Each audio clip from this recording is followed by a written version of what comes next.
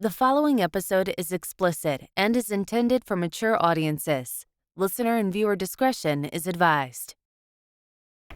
Hey everybody, it's Nathaniel Avila reporting from Dallas County, and who am I here with? And we're here with Clara Avila, also reporting from Dallas County. How are you doing? Doing good. We are here in our 5th episode of The Devil in the Detail, where we talk about all things Helluva and Hazbin Hotel. Yes, and today we're talking about TV McTeevison. That's right. His name. The man, the myth, the legend, Vox. Oh, I thought his name was TV McTeevison. No.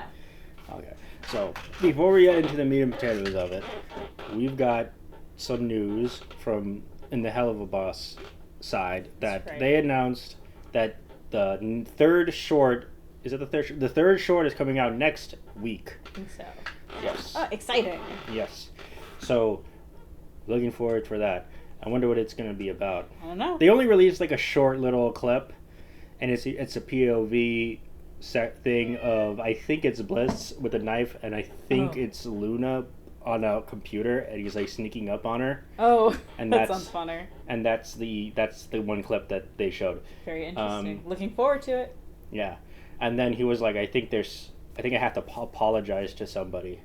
Yeah, I guess it could wait. Okay. So, and also, we also discussed a little bit about the that little rough animation that was going around. Ah, yes. About which Clara believes that it's fake. I believe that it's a fan-made animation and that it isn't in relation to Vivzipop or Spindle Horse animation at all. Because of the clip of art? Because it says flip a clip. Flip a clip, yeah. On the corner, which I highly doubt a professional animation studio is using flip a clip to create their rough animations. It's like I'm editing this feature-length film and I'm editing it on iMovie. Yeah, exactly. Is that what it's supposed to be? Yeah, it's exactly like that. I'm writing this script on Word. I'm writing my script on Word, which, I mean, that's fine. That's not as big of a deal. I mean, yeah, but it's like very like not professional is what I'm saying. I guess. Yeah. You got to do that final draft, Clara. So, also, the contents of it is this lady who's walking down this hallway, and she gets like the apple and it turns into a rose. Flower. And then her hair gets all with the eyes. Her hair is eyes. And the caption was Root of Evil. Yes. Which is a reference to a major villain in the non-canon known as the Root of Evil, a.k.a. Rue, which people just call her Rue. So I don't know if she's gonna. She's not going to be in season 2. I doubt she's going to be in season 2. Doubt it. Yeah. But she might be in season 3 or 4, maybe 5, maybe along the lane. Who's to say? Down the lane. Vox. He's a box. He's also a box. He's a TV screen. He's a box head and. He's got a flat screen pox. TV. No. I assume. I mean, I'm sure he had it when he was a kid because he grew up in the probably 30s. Likely. No, 50s. He died in the 50s. He died in the 50s. You're right. So he did grow up in the 30s. Yeah. Maybe. I don't know. I'm not sure what age he was when he died. Exactly. That's the thing. We don't know what age he was when he died, so it's hard to disperse. But either way, probably had most likely he had chicken pox growing up. So yeah. Okay, so he is like 7 foot tall. So big. Tall, yeah. So large. Okay. Lengthwise. Yeah, he's actually very slim. He's very slim, as a lot of Viv's characters are. Yeah. He has a TV head. Yes, as was mentioned earlier. Yeah. And his eyes are like something out of a psychedelic trip. Red sclera, small cyan pupils that look like they're constantly flipping through color filters. And when this guy gets mad, his left eye does a trippy little number, transforming into a black spiral with cyan lightning bolt in the middle. Which is a reference to his original character design in the pilot episode. I feel like I've heard that like 5 times. Well, too bad. Now, Screen Mouth is a dazzling display of sharp cyan teeth and a tongue. Did you call him Screen Mouth? Yeah, his Screen Mouth. Okay. He has a Screen Mouth. I'm so sorry. For a second, I thought you said, now Screen Mouth here. Okay. So you meant his screen His mouth. screen mouth. Please continue. Tell me about his mouth. Hey, what's up, screen mouth? What are you doing? What's going on, screen mouth? What are you doing? What are you doing in my halls? What are you doing, screen mouth? Give me your lunch lunch money. Give me your lunch money, Screen screen mouth. mouth. All right. Yeah. So he also has a very long tongue, and it also looks like blood is dripping out. Sometimes. Yeah. Not all the time. Yeah. So Vox's body is like a dark navy blue. His fingers ending in claws that look like they're dipped in glowing cyan paint, and he is dressed in a navy blue tuxedo with all the bells and whistles, coattail, red trimmed cyan lapels, and thin cyan stripes that scream, "I'm here to take over the world, and I'm gonna look good doing it." Snazzy. Now, underneath he's got a red and black striped waistcoat over a collared shirt that that sports an upside-down broadcast symbol. And let's not forget the piece de resistance, the red bow tie. And to top it all off, Vox wears a tiny black top hat. And it's adorned with the red and blue broadcast and radio wave symbols, and with a couple of TV antennas sticking out. One of them bent into a zigzag. We love a top hat. Yeah, but there's like a bunch of people who wear top hats and Top hats. Vizzy's bows. the top hats and bow ties seem to be like Vizzy's staples. Those are like Vivzy's thing. She Like, loves for top hats characters and as- bow ties. Mhm. Like suits. She Okay. loves it. Do you know how many characters had can you name all the characters that wear top hats? Top hats? Mhm. I don't know if I can name all of them that wear top hats. I mean, Vox is one. Vox, Husk. Husk. Does Husk have a top hat? Yeah, he wears a top hat. Okay, Husk has a top hat. Serpentious has a top hat that is also a face. Mm-hmm. I don't know. I know Alistair used to have a top hat. I'm sure there's some background characters that just have top hats around. Well, Alistair used to have a top hat, but I think they removed but that it. changed. God, the unofficial God character. that does not count because Vizzy did not design that one. Okay. So back in the day, Oh, Lucifer. Lucifer wears a top hat. Lucifer wears a top hat. Yeah, and then does Valentina wear a top hat? Would you classify that as a top hat? No, that's a fedora. Okay. Angel wears a fedora as Angel well. will sometimes wear a fedora, yes. Mm-hmm. So back in the day, Vox had a bit of a more retro vibe, rocking an old school box TV for a head. Oh, wait a second. Hold on. What? Hold on. No, he does wear a top hat. I knew it. No, a fedora was his previous design. And now he's got this rocking Now he wears a top hat with the zebra band. With the wide brim and the zebra band. Mm-hmm. So yeah, he had these old school box TV heads. Imagine one of those chunky sets you used to have to smack the side to get a clear picture. Only this one had a mind of its own. Whoa. Now, his fashion sense was a little more low-key, too, opting for a sleek black jacket that he wore over a mustard yellow ribbed turtleneck that practically screamed 80s throwback. His pants were dark, matching the no-nonsense attitude of his look. And on the top on the top of that boxy head, he sported a classic black top hat, keeping it simple with no fancy symbols, just pure vintage style. And as for those TV antennas, they were both straight back then. So, yeah. There's that. And the pilot, Vox was still rocking the signature tech demon look, but with some unique touches that made him stand out even more. Now his eyebrows added a bit of flair, with the right one in a striking aqua blue and the left in cyan. So, and also the blood-like substance that sometimes dripped from his mouth was a lot more prominent feature in the pilot. Much more permanent. Mm-hmm. And his left eye, always showing off those eerie black spirals. That's right. And there are also a few subtle details that added to his menacing charm. He had some wrinkles near the right corner of his left eye, colored the same as the outline, giving him that ever so slightly edged, yet terrifying look. And you gotta match the aesthetics.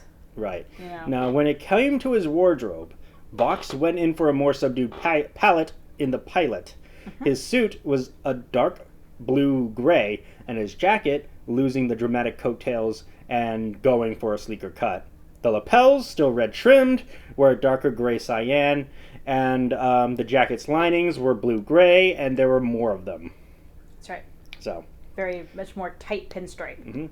his shirt was a faded Daphne blue, giving off a slightly washed-out vintage feel, and his dress shoes, a thin cyan stripes just above the soles. Love the stripes. Right. So let's talk about his personality. What do you think about Vox's personality? Is he a cool dude? I think Vox... well, he's very clearly a manipulative asshole. No, you can't say asshole. I can. You cannot say asshole. Because there's a reason why we put a warning at the beginning of the show, because we can say naughty things. No, because we talk about, like... Well, because there are heavy topics that we discuss. But I think it's kind of stupid if you're allowed to talk about heavy topics and I can't say asshole. You can't say asshole. I'm going to say it anyways, because you can't stop me physically. You know what? I would like to say that he has just pretended to punch himself. Oh, why? And that's what that is right now. And if we could go ahead and continue on with the script, that'd be really nice. She attacked me. Something about Vox Tech. Oh, wait, no. Yeah, so Vox is the epitome of egotistical, charismatic, and manipulative overlord. Yeah, see? A showman who craves the spotlight like it's the latest gadget in the market. To the public, he's the face of Vox Tech Enterprises. Ooh. A supposed man of the people of hell. But don't get that slick businessman facade fool you. He is as power-hungry as they come. And he's not above twisting minds to boost his own reputation. Vox is a tech genius, always on the cutting edge of trends, and he knows exactly how to hide his darker side. Whether he's in front of a crowd or behind closed doors, unless, of course, you push him too far. That's right. Now, despite being total egomaniac, Vox has a surprising loyalty to his fellow overlords, the V's. He's all about maintaining their image of perfection. That's right. And as the most level-headed of the bunch, he often takes on the role of their unofficial leader. Mm-hmm. If anyone dares to jeopardize the V's brand, Vox's frustration quickly turns into anger, especially when he has to rein in Valentino, one of his fellow V's, from doing something reckless, like attacking the Hazbin Hotel, just because Angel Dust lives there. But there's one thing that usually gets under Vox's skin: his rival. You'll never guess who it is. Oh my gosh. It is me. You? It is I. Whoa! I am You got Vox's... some pretty heavy rivals. I know. Impressed? No. Oh. It's only because it's not actually you. We all know that his real arch nemesis is Alistair. No! That's right. He's much more... He's way cooler than you. But what if I told you I was Alistair? Then I'd have to take you to the police. No! Because you're a cannibal murderer, serial killer. But people still like me for some reason. No. Well, it's a cartoon. Yeah. And, you know... They're in hell, so who else are you going to like? And he goes, let's begin. Let's begin. I'm going to make you wish that I stayed gone. Okay. I sound just like Amir Talai. You don't. Is that his name? Amir Talai? I don't remember. I'm so bad with names. Amir Talai, yeah. Cool. I remember him. He's the guy from Two Broke Girls. Oh, cool. He was in, like, I never watched it. How dare you? Let's keep going. Yeah, so Alistair. Vox despises Alistair with a burning intensity and might even be a little intimidated by him, seeing Alistair as a serious threat to his grand plans. Still, even with all that hatred, Vox's pragmatic side usually wins out once he cools down. In The Show Must Go On, Vox's sadistic side really comes out to play.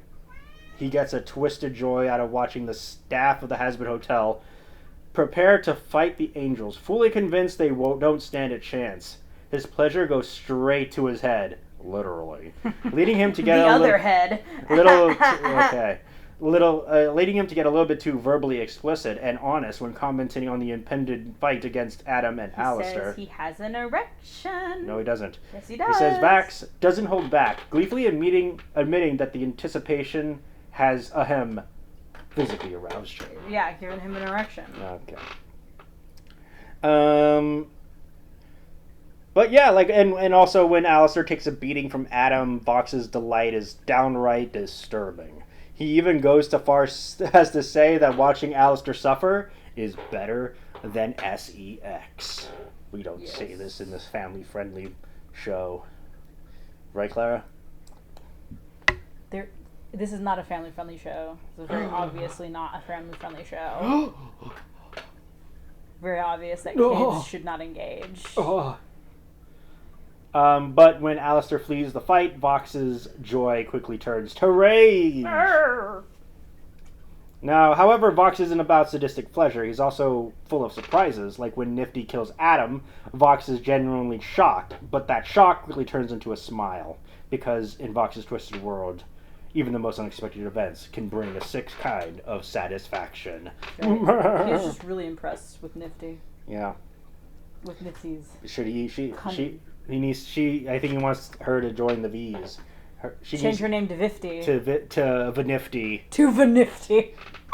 You are now Vanifty. You are now Vanifty. You will join the V's, even though she can't because she's under. Well, she's under a soul contract with Alistair. With Alistair, so he can't do that. So now he's got some electrifying abilities. So in his most shocking power is electrokinesis, the ability to generate and control electricity. When his emotions run high, especially when he's peeved off, he can wreak havoc on a massive scale, like causing a hell-wide blackout by losing his temper. In fact, during Radio Kill the Video Star, he is so overwhelmed by Alistair's taunts that he plunged all of Pentagram City into darkness. Uh-oh, the TV's buffering. It looks like you lost your signal. Did you hear that Chris Pratt is playing Alistair in Season 2? Don't lie. It's just... Stop it. I am playing Alistair in Season 2. No, you would do a really bad job. I would be like, the stock market crash of 1929. That sounds really so bad. Many orphans. Because they don't have a filter on me right now. But I also didn't even understand what you said in that first half. What did I say? You said, 1999. No, I just don't have the filter yet. It sounds a lot better with the filter on. I don't think so. That's not salvageable. I think it is. So, yeah, he also has the ability of electrokinetic transformation. Electrokinetic. Yeah, so Vox can transform himself into pure electricity, allowing him to zip around through hell through electronic devices like security cameras, watches, television monitors. This trick makes him nearly impossible to pin down, though there are some limits. He can't zap himself through old-style radios. So that's a really big reason as to why he dislikes Alistair so much. Right. And he doesn't like old-fashioned technology. Yeah. So Vox's technokinesis also takes his control over devices to another level. Whether he's physically present or has zapped himself inside of a device, he can manipulate it however he wants, changing his outfit, scenery, and more with just a thought. It's like having a universal remote that controls everything, and he's always got the batteries charged. Oh yeah. And then there's spark generation, where Vox can casually flick electrical sparks from his fingertips. Now these sparks aren't just for show. That's right. They can ignite things on command, like when he lit Valentino's cigarette in Radio Kill the Video Star. When Vox is in a bad mood, he might even generate sparks across his entire body, creating a small surge or ripple of electricity that can spread through the floor beneath him. Whether this floor surge is part of his spark generation or just some other ability is up for debate. But one thing's for sure: you best keep your distance from Vox the Box. What? Vox the Box. That's what he's Do following. not have your feet on the ground when he has a surge. Right. An urge to surge. An urge to surge. So, now Vox's head isn't just for show. It's a full-on technological marvel that gives him seriously unique abilities. like his technological head, is more than just a flat screen TV. It's an electronic device that lets him plug into other gadgets with the help of his cables and his surveillance room. Nice. And if that wasn't cool enough, Vox can swap out or upgrade his head, as evidenced by an old photo of him sporting a vintage-style television head. Mm-hmm. When he's really ticked off, both he and any devices he's connected to might start glitching out, creating a chaotic digital meltdown. He's also got a bit of a glow about him, thanks to his bioluminescence.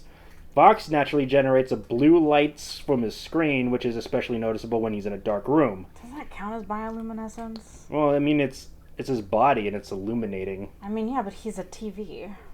The TV is part of his body, though. Yeah, but he's a TV. You wouldn't call a TV bioluminescent, would you? Well, yeah, because it's not a part of someone's body, but it is part of his body. I mean, like, let me see what else we got. His teeth shine even brighter, though, than the rest of his face, giving him an extra, with an extra eerie grin. And his left eye's outline and pupils can light up their own when he's feeling particularly sinister. Ooh. And don't forget his claws; they can grow too. Grow? Oh, glow. Nice. Especially when he's tapping into his electrical powers.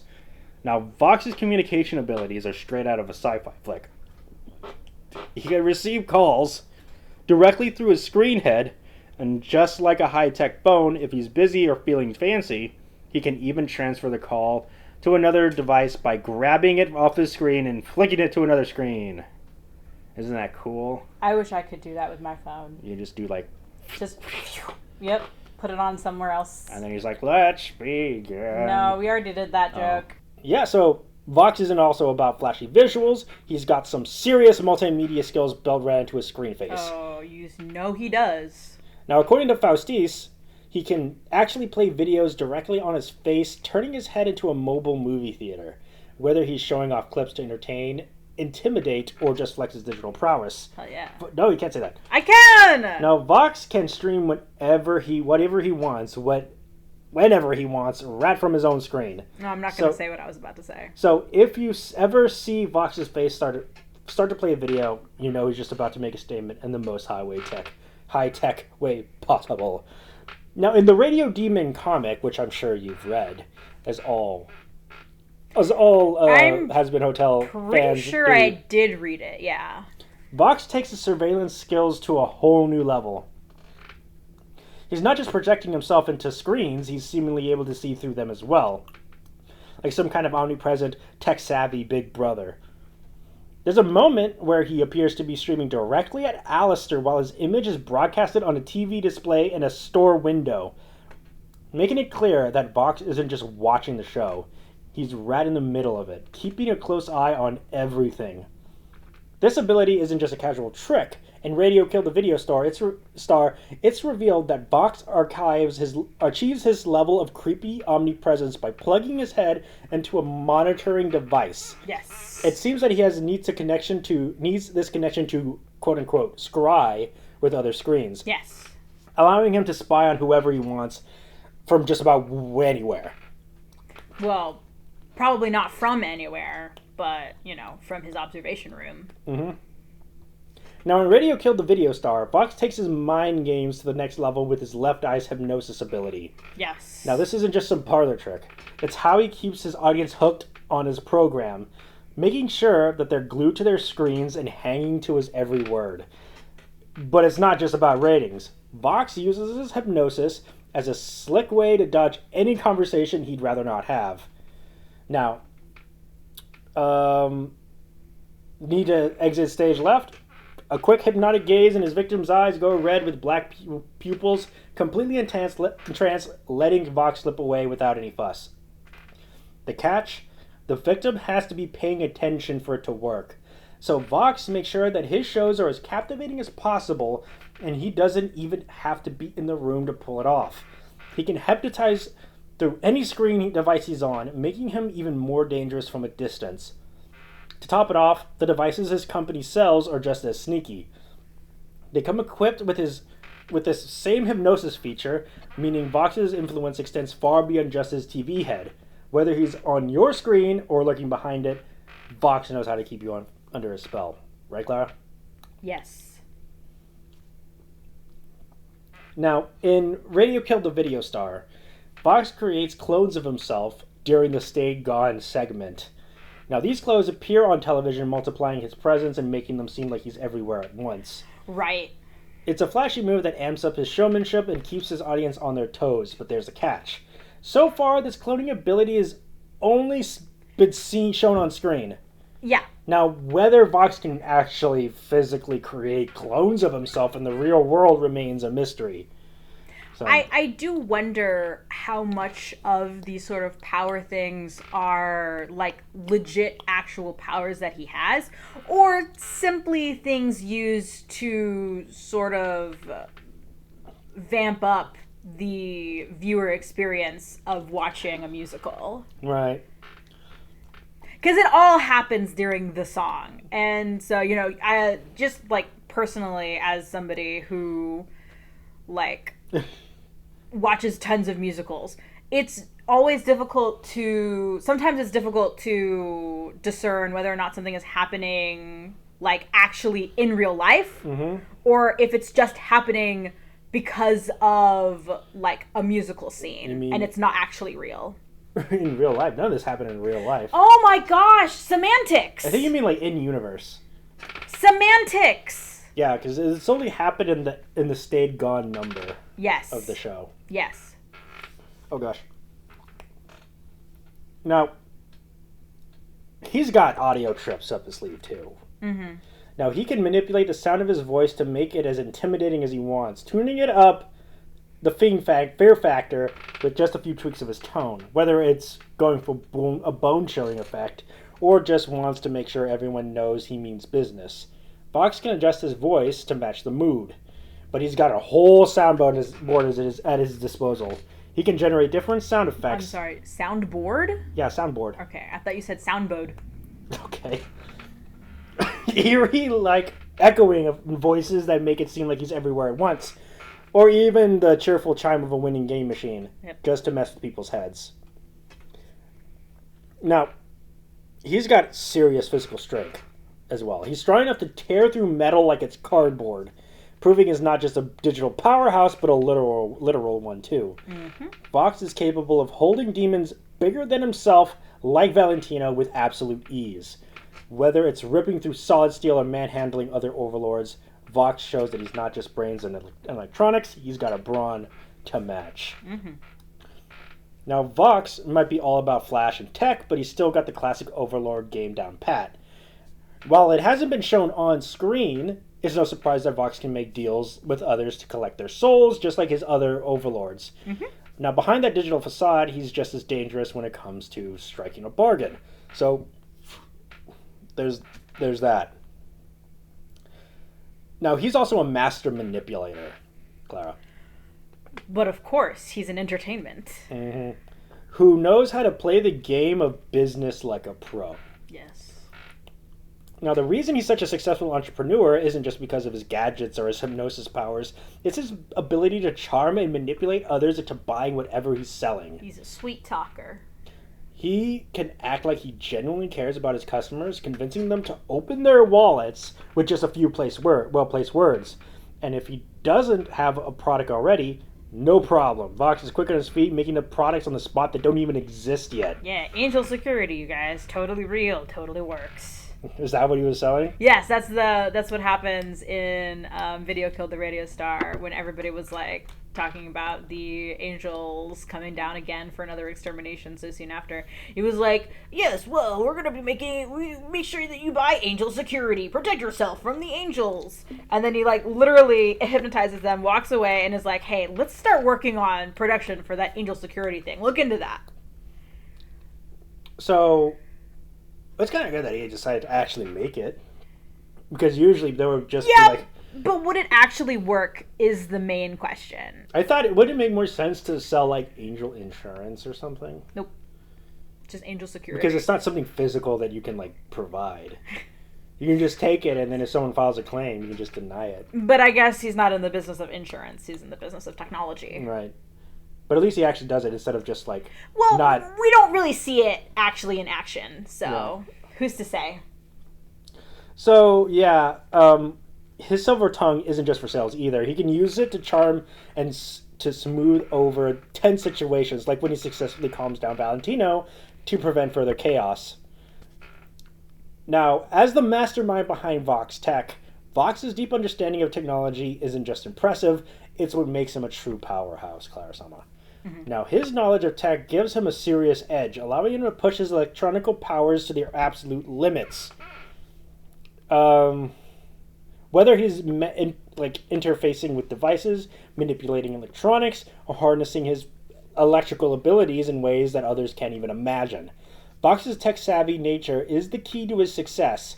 He knows exactly how to combine his powers with his business acumen, making him not only a formidable overlord, but also as an unstoppable force in the world of technology. Yes, absolutely. Now, the name is a clever nod to his persona and abilities. Now, it might come from Vox. Yeah, we're not quite sure where the name comes from, but there are certainly several opinions of what it could mean. Now, yeah, it could come from Vox, a term used for vocals, or the Latin word meaning voice, which could fit perfectly with his role as a tech-savvy showman. Another possibility is that it is a portmanteau of video and aux. Which is short for auxiliary. Right. The two main components of television. Quite fitting for a character whose head is literally a TV screen. Yeah. Now, in late 2019 live stream, Vivzy and pilot co-writer Dave Capdeville, is that how you pronounce it? Well, I don't know. Let me see. Let's find out how to pronounce his name. Capdeville. I don't think that's... Capdeville. Dave Capdeville. Okay. Thank you, Google, I assume. Yes. So Dave Capdeville revealed that Vox is one of the major antagonists in the series. See? And if you're wondering what's coming next, Next?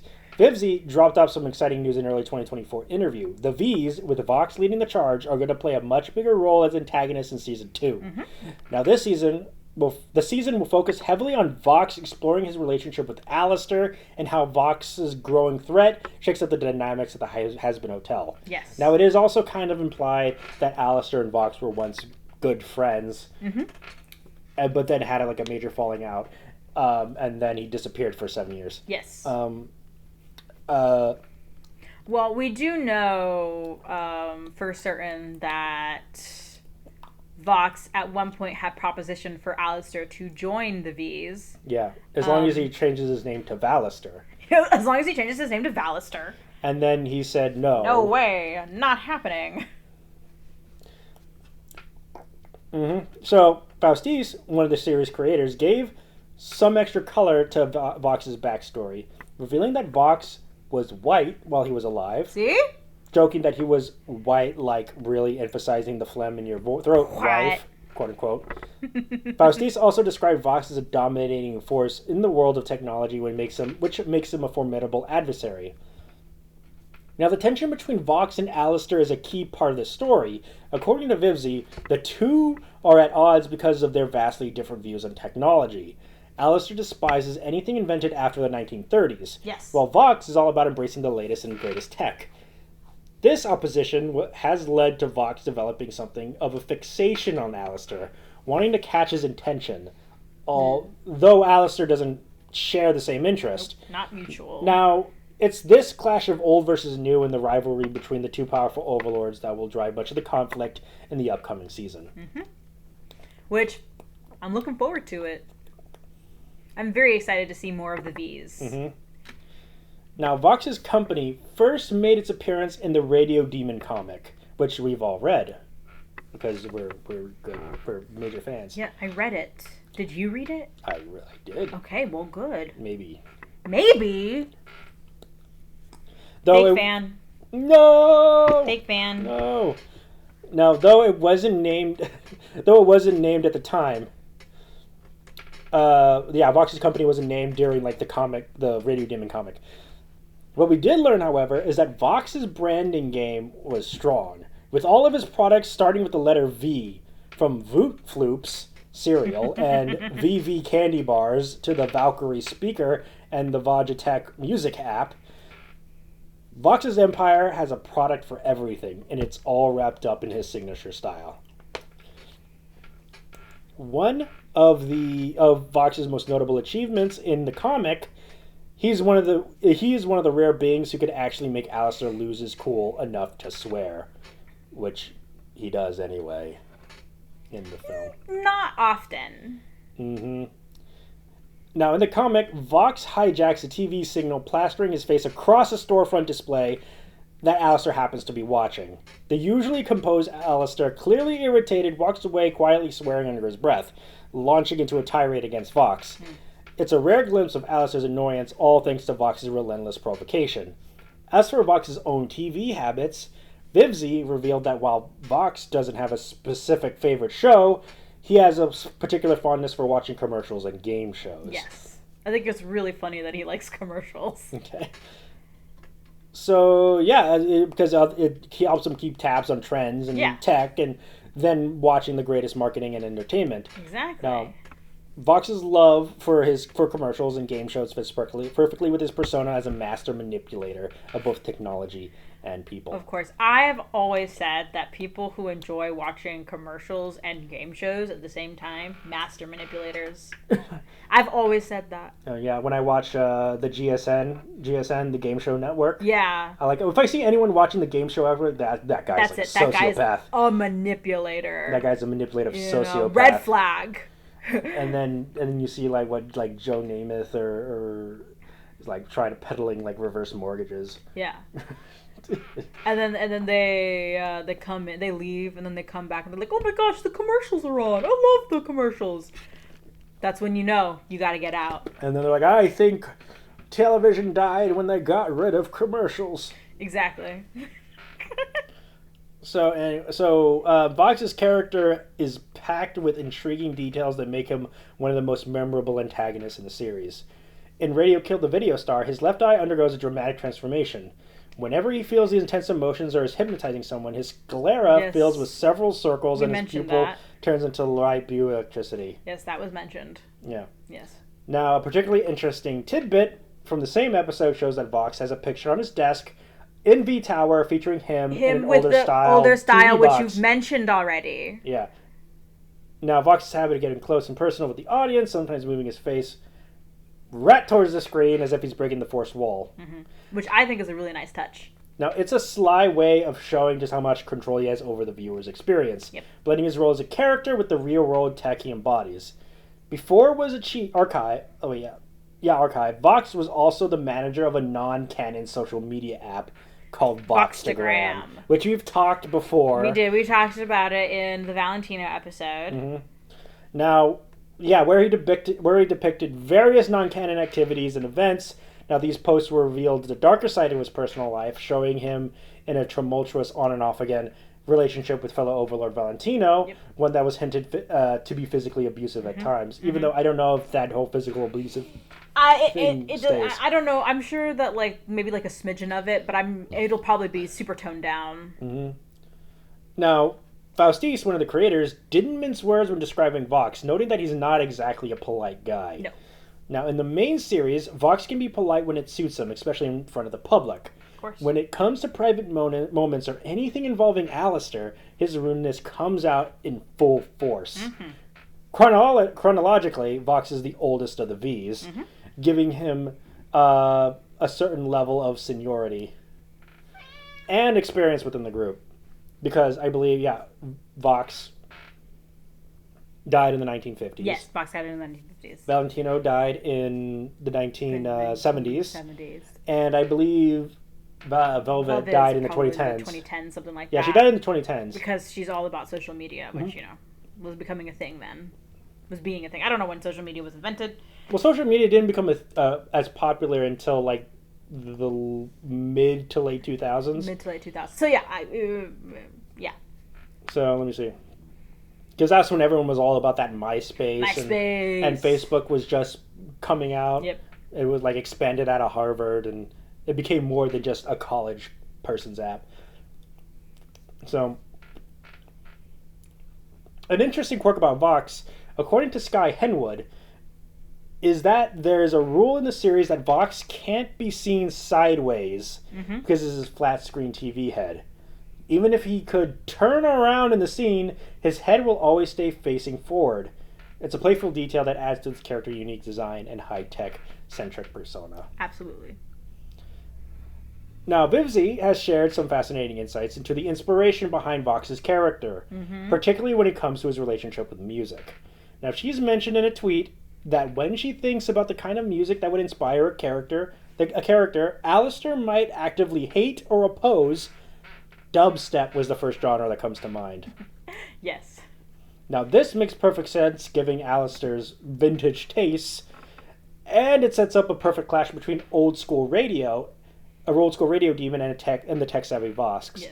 Although, none of the songs that he was in had dubstep in it. You know, I think that's an okay decision. Yeah. I wouldn't mind if Vivzy wanted to include like a vast array of genres. I think a dubstep segment would have been cool. Yeah, but you know, I want to show off Christian Borle's voice. Okay. Because it's beautiful. It goes like. Can you imagine Christian Borle in the recording studio being like, "Oh, we're doing dubstep." Well, he wouldn't be going. I know he wouldn't be doing it, but wouldn't that be funny? Okay. Think outside the box, Nathaniel. And it'll be like, I'm gonna make you wish that you'd stay. I'm gonna make you wish that you stay. And then so, let me see. No, in a follow-up reply, Vivzy mentioned that she started listening to Knife Party again and included a picture of Vox with an older-style television head standing beside Alistair. Knife Party is a well-known, dubstep artist. Well, not known by me. Okay. Now, this could suggest an earlier iteration of Vox to allude to the fact that Vox might have had a different appearance in the past, especially potentially because he died before flat-screen TVs were around. Faustis also added that music artists like Skrillex and Knife Party were key inspirations for Vox's design, which fits perfectly with the character's modern electrifying aesthetic. Now, these artists featured in Vivzy Pop's official Hazbin Hotel Spotify playlist, further cementing musical influences that shape Vox. I wonder if her Spotify playlist is still around. I don't know. Have you ever listened to Vivzy's official Hazbin Hotel playlist? No. Let me look. Do you think she goes by Vivzy Pop? Vivzy Pop. Okay, Vivzy Pop songs? No, that doesn't make any sense. I don't think so. Let me see. Playlists. Vivzy Pop songs. I don't see it. I don't think you're gonna find it. I think guess... it might be gone. No! If anybody knows of it, let us know. Yeah, I'm really curious about it. Yeah. So, interestingly, Vivzy also shared her headcanon voice actor for Vox, which was Mark Hamill, which we talked about before. Yes. Now, this choice perfectly encapsulates Vox's blend, charm, and manance and charisma, tying the character's tech-driven persona with a voice that could convey both his manipulative nature and his imposing presence. So, I think Christian Borle does a great job. I don't know if I ever heard. I don't think Mark Hamill has any singing experience. I don't know anything about Mark Hamill's singing voice. Then again, could always do the whole this is the speaking voice and this is the singing voice. Let me see. Yeah,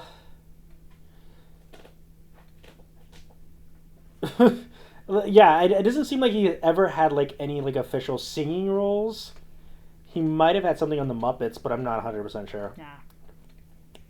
But who knows? Either way, I think Christian Borle does a fantastic job.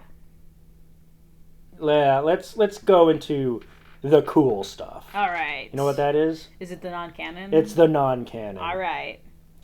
So, in the non-canon, Vox is a character defined by a sleek, charismatic demeanor and a complex blend of egocentrism, theatricality, Okay. and unparalleled skill in manipulation, particularly as a technopath and an exploitive cult-like businessman, as an overlord and former cult leader.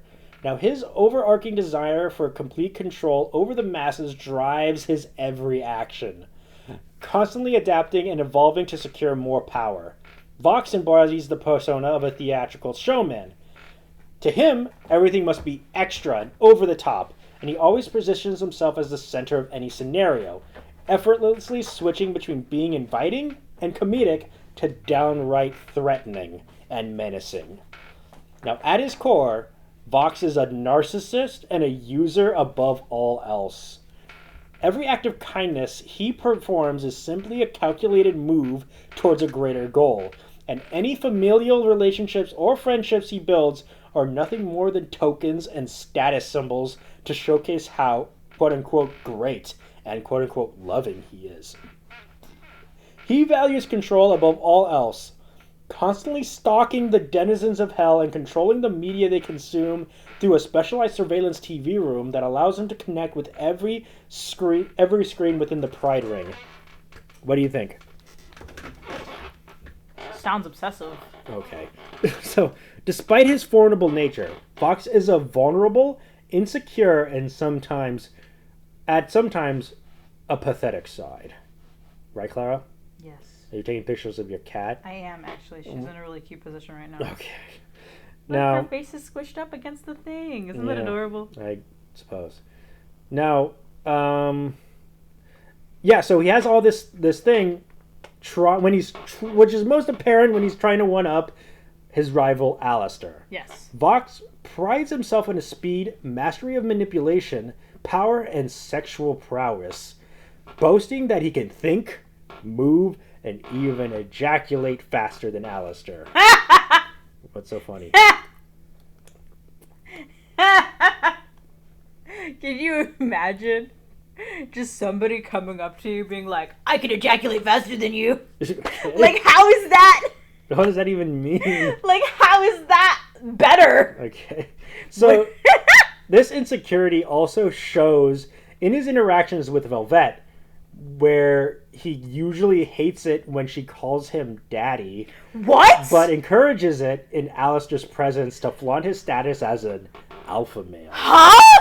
He's like, I got that alpha grind set. I am standing by the position that I held in the last episode of I do not want Velvet to have any romance with either of these men. I think the only reason why she does it is because she knows that Vox doesn't like it. So she just it's really does it. Weird. She does it just because she knows that it annoys him and makes him uncomfortable. Wow. Let's not include that. Okay. Now, Vox is two-faced, combining comical smugness and inviting hospitality with a ruthlessly calculating and scheming mind. While he might not be as overtly brutal as Valentino and Velvet, he is far more intelligent and discreet, making him the most dangerous of the V's. Mm-hmm. He is easy to trust, but his sheer cruelty and spite towards those who cross him make him arguably the most evil of the trio. Ooh. His intelligence allows him to navigate the art of manipulation skillfully, influencing the masses, cultivating loyalty, and even deceiving his adversaries into furthering his own goals. What are you writing? Nothing. Okay. In his role as a businessman and head of Vox Tech, Vox's understanding of technology is unmatched, allowing him to fully harness his electrical powers. His name is a clever reference potentially derived from the word vox, meaning voice, or the portmanteau of video, which and aux, which we talked about. His ability to manipulate his appearance, such as changing his TV head from an older box style to a flat screen, reflects his day. We already said that. Now, Vox's personality is marked by his love for control and power. He has a god complex, Clara. He sure Are you drawing does. Vox right now? Yeah, he looks really bad. Now, seeing himself as the ruler of all he surveys and going to any lengths to maintain that dominance. This extends to his branding, where every product from his company has his name or face on it in some way. He revels in the adulation of his fan base and is obsessed with fantasies of unlimited power and brilliance. Adulation? Yeah, adulation. Interesting. I didn't know that word. Okay, continue. Now, his desire to control everything is so deep that he declares every demon in Pentagram City belongs to him and will eagerly kill, use, or betray anyone to maintain his hold on power. Vox sounds like, yeah, is a sadistic and malevolent force in hell, often more dangerous than his fellow Vs. He takes pleasure in inflicting pain on others, using his powers to destroy or harm anyone who displeases him. Can we see the? Are we going to see the photo? Yeah, it's really bad. Here you go. Very cool. It looks very scary. No, it doesn't. He looks like his eyes are like looking in different directions. I drew it from memory, okay? Am I scary? Oh, you're so terrifying. Ooh, spooky. I am the backbone of the vase. No. Is that a song? That's not his song. Oh. So. Who gives a shit? So yeah, so he takes pleasure in like inflicting pain on others, using his powers to destroy or harm anyone who displeases him. His cruelty is exemplified by his treatment of Angel Dust, who he mocks over the sexual abuse endured by the hands of Valentino. Yep. Vox even broadcasted Angel's rape on live television. Wow. Very evil. I bet you feel bad liking him now, don't you? No. I mean, like, I don't like him as, like, a person. Okay. So, despite his villainous nature, Vox is not without some surprising complexities.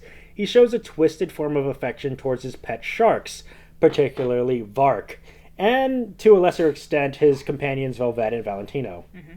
However, this affection is marred by his willingness to exploit and harm even those he claims to, quote-unquote, care about, using them as pawns in his grand schemes. Vox's intelligence and cunning are perhaps the most dangerous traits. He could navigate the shadows, manipulating those around him to achieve his goals. He skillfully uses his charisma and technology to ensnare followers, much like he did in the past life as a televangelist, where he convinced thousands to deify him. So his ability to stalk the inhabitants of Pride allows him to exploit their preferences, amplifying his popularity and control. So what do you think about that, Clara? I think that's wild. You didn't even hear what I said. No, I did. He was a televangelist, and he convinced many people to deify him. So yeah, so now we kind of get a little bit of glimpse of what Vox was like when he was alive. When he was alive, yes. In the non-canon. In the non-canon, he was a televangelist. Yes. Now, despite his intelligence and power, Vox's arrogance and spite often led to his downfall. His desire to assert dominance over Valentino, for example, backfired, particularly during a confrontation with Alistair, where Vox's attempt to humiliate Valentino resulted in the loss of their most prized possession, which was Angel Dust. Yes. Now, this reflects a reoccurring theme in Vox's character. His greatest strengths are even often undermined by his own flaws. So, yeah. And also, how he died was that he was accepting an award for Christian broadcasting, and then I guess there was a loose wire and it exploded, and that's how he died. That's funny. Okay. So, when Vox absorbs a significant amount of electricity and power, he undergoes a dramatic transformation into his full demon form, becoming pure electrical energy. In this form, his abilities and powers are significantly enhanced, turning him into a near unstoppable force of raw energy. Makes sense. However, unlike most demons or sinners who can shift in or out of their demon forms at will, Vox is different. He doesn't have the luxury or of voluntarily returning to his normal state once he's powered up. The only way for him to revert back to his burned self to revert back is to burn himself out completely. So yeah. Wow. It's a double-edged sword. While it makes him incredibly powerful, it also leaves him with no choice but to push his powers to their limits until he's exhausted. Now, as an overlord of hell, Vox gained an immense amount of demonic power upon his rebirth, making him one of the most formidable sinners in hell. His capabilities allow him to casually unleash massive destruction, such as causing a blackout across all of Pride with just an emotional outburst. Vox's power is unparalleled among the V's, and he stands as one of the most powerful overlords in Hell's history, ruling unchallenged since his rebirth. Now, Vox's strength is so overwhelming that even Alistair, who single-handedly defeated numerous past overlords shortly after his own rebirth, had been bested by Vox in all of their physical encounters, and often with ease. Ooh. In his fully demonic form, Vox's power reaches such heights that he nearly destroyed Pentagram City with a single charged-up attack, Oh my gosh. showing a sheer scale of his destructive potential. Alistair, despite his immense hatred for Vox, is fully aware of the TV demon's superiority and raw power. Now, Alistair avoids direct confrontations with Vox unless absolutely necessary, and testament to just how dangerous and powerful Vox truly is. Now, Vox's reign as an overlord is marked by his unrivaled strength and the fear he instills in the most powerful entities in hell. So what do you think about that? Makes sense. So in this, it looks like Vox has the upper hand against Alistair a lot. While in the other one, in the official canon, I think it was the other way around. We're not sure quite yet. It's very clear that they're both quite powerful. It's just that what we caught was a glimpse of Vox just like getting owned by Alistair. Okay. I think that we're gonna see more of that power that Vox has in the second season. Yeah. Do you think that all this stuff will carry over into season 2? I'm not sure. Just like with any other of the non-canon that we've discussed, it's anybody's say as to what is going to be carried over and what's not. I think it would make sense to carry a lot of his more intense abilities if they want Vox to be like a formidable villain within season 2, especially if they want him to be like the main one. So, yeah, Vox's mastery over sound is just as impressive as his control over technology. He can layer his voice with a TV sound effect, adding an eerie mechanical edge that underscores his tech-driven persona. His ability extends beyond simple enhancements. Vox can play a variety of sound effects through his speakers, adding an extra level of intimidation or theatricality to his interactions. Moreover, Vox can amplify manipulated pitches voice, shifting to a deeper, more demonic tone to instill fear in those around him. Alternatively, he can perfectly mimic the voices of others, making him an expert impersonator capable of fooling even the most discerning ears. In addition to his voice manipulation, Vox can also play any song of his choosing, projecting it through his speakers. Whether he's setting the mood, taunting his enemies, or simply showcasing his love for music, Vox's control over sound makes him a true auditory force to be reckoned with. Mm-hmm. Now, Vox's vocal manipulation skills are top-notch, allowing him to perfectly imitate... Wait, I already said that. So his mimicry powers was in full display when he imitated both Alistair and Charlie during one of his TV shows, using his pitch-perfect impersonations to mock them mercilessly. Vox's ability to replicate voices is such accuracy not only showcases his impressive control over sound, but also highlights his knack of psychological warfare. So, Vox's signature power is unparalleled control over electricity, which he generates with his own body. This ability allows him to manipulate any electronic device in his vicinity, bending them to his will. he can project powerful electronic blasts from his body, causing electronics to malfunction or draining electricity from a source to empower himself further. When Vox lands with force, he can send out electronic shock waves that are powerful enough to level entire buildings, making him a walking natural disaster. Now, the sheer power of his lightning is nothing short of devastating. It's potent enough to instantly fry the physical forms of lower demons to ashes, like Alistair's doll minions. Have we ever seen his doll minions in the show? I don't think that we've seen his doll minions yet. Okay. And can even bring other overlords, including Alistair, to their knees. Vox's control over electricity is so precise that he can use it for mundane tasks, like instantly charging his own or others' phones. Whether he is unleashing catastrophic destruction or casually charging a device, Vox's command over electricity makes him one of the most formidable forces in hell. Yes. So, yeah. So he can also use it to generate electricity from his own body and use it to manipulate any electronic device in his vicinity. This control over electricity allows him to project devastating electronic blasts, causes electronics to malfunction, and drain power from any source to strengthen himself. When he lands with force, Vox can send out shockwaves of electricity capable of leveling... Wait, I think I already said that. You keep getting lost in your script. No! Okay, yeah, I already said this already. Blah, blah, blah. Where were we? What were you talking about? So he has the ability to hijack electronic devices within his reach, using them to perform using them as a platform to broadcast himself or whatever he chooses across an unlimited number of screens.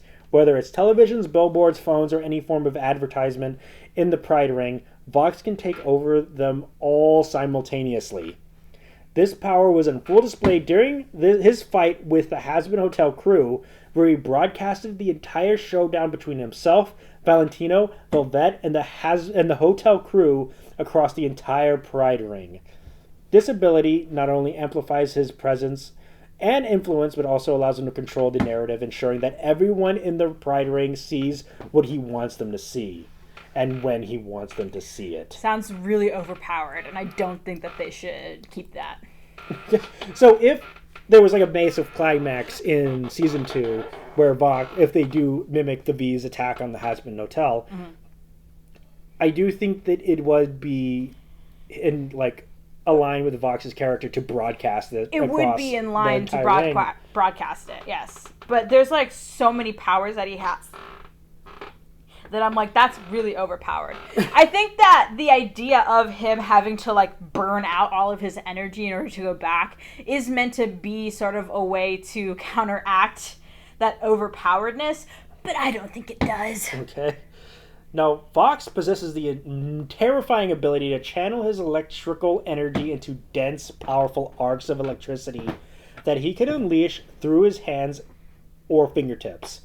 These arcs are immensely powerful, capable of severely harming multiple sinners at once, sending them flying miles away or even vaporizing them on the spot. Vox can also project large bursts of electricity that, once attached to a target within range, can chain to other nearby targets, incinerating them almost instantly. Wow. He demonstrated this deadly tactic during his assault on Butcher Town's inhabitants, and later against Alistair's doll minions, showcasing just how lethal his abilities can be. Now, while Vox primarily uses these electrical attacks to directly assault sinners, he has a precision to control the intensity of these blasts, making them a tool for torture as well. For instance, he uses his power to shock fat nuggets and to torture Husk, manipulating the voltage to inflict pain without necessarily killing them. Terrible. What do you think? Well, I mean, I don't think they'd actually die, right? Because they're... But he's torturing them. So, yeah, that's still bad. Are you sad that he's torturing Husk? Yeah. Well, it's not canon, so it doesn't actually happen yet. Do you think Lizzie would include a scene where he's torturing Husk? I don't know. Maybe. Maybe. But what about fat nuggets, Clara? No, should not include that one. Okay. I would riot. Okay. Leave fat nuggets out of this. In his full demon form, Vox's energy blasts reach an entirely new level of destructive power. When fully charged, these blasts have the potential to obliterate all of Pentagram City, effectively wiping out the entire populace. Wow. Now, this immense destructive capability is highlighted when Valentino claimed that Vox's charged-up attack could have destroyed the Hazbin Hotel, underscoring just how dangerous and uncontrollable Vox becomes in his most powerful state. Yes. Vox is completely immune to his own electricity as well as any external electrical attacks. Of course. His immunity was clearly demonstrated when he unleashed an electric shock on the floor that he and Valentino were standing on.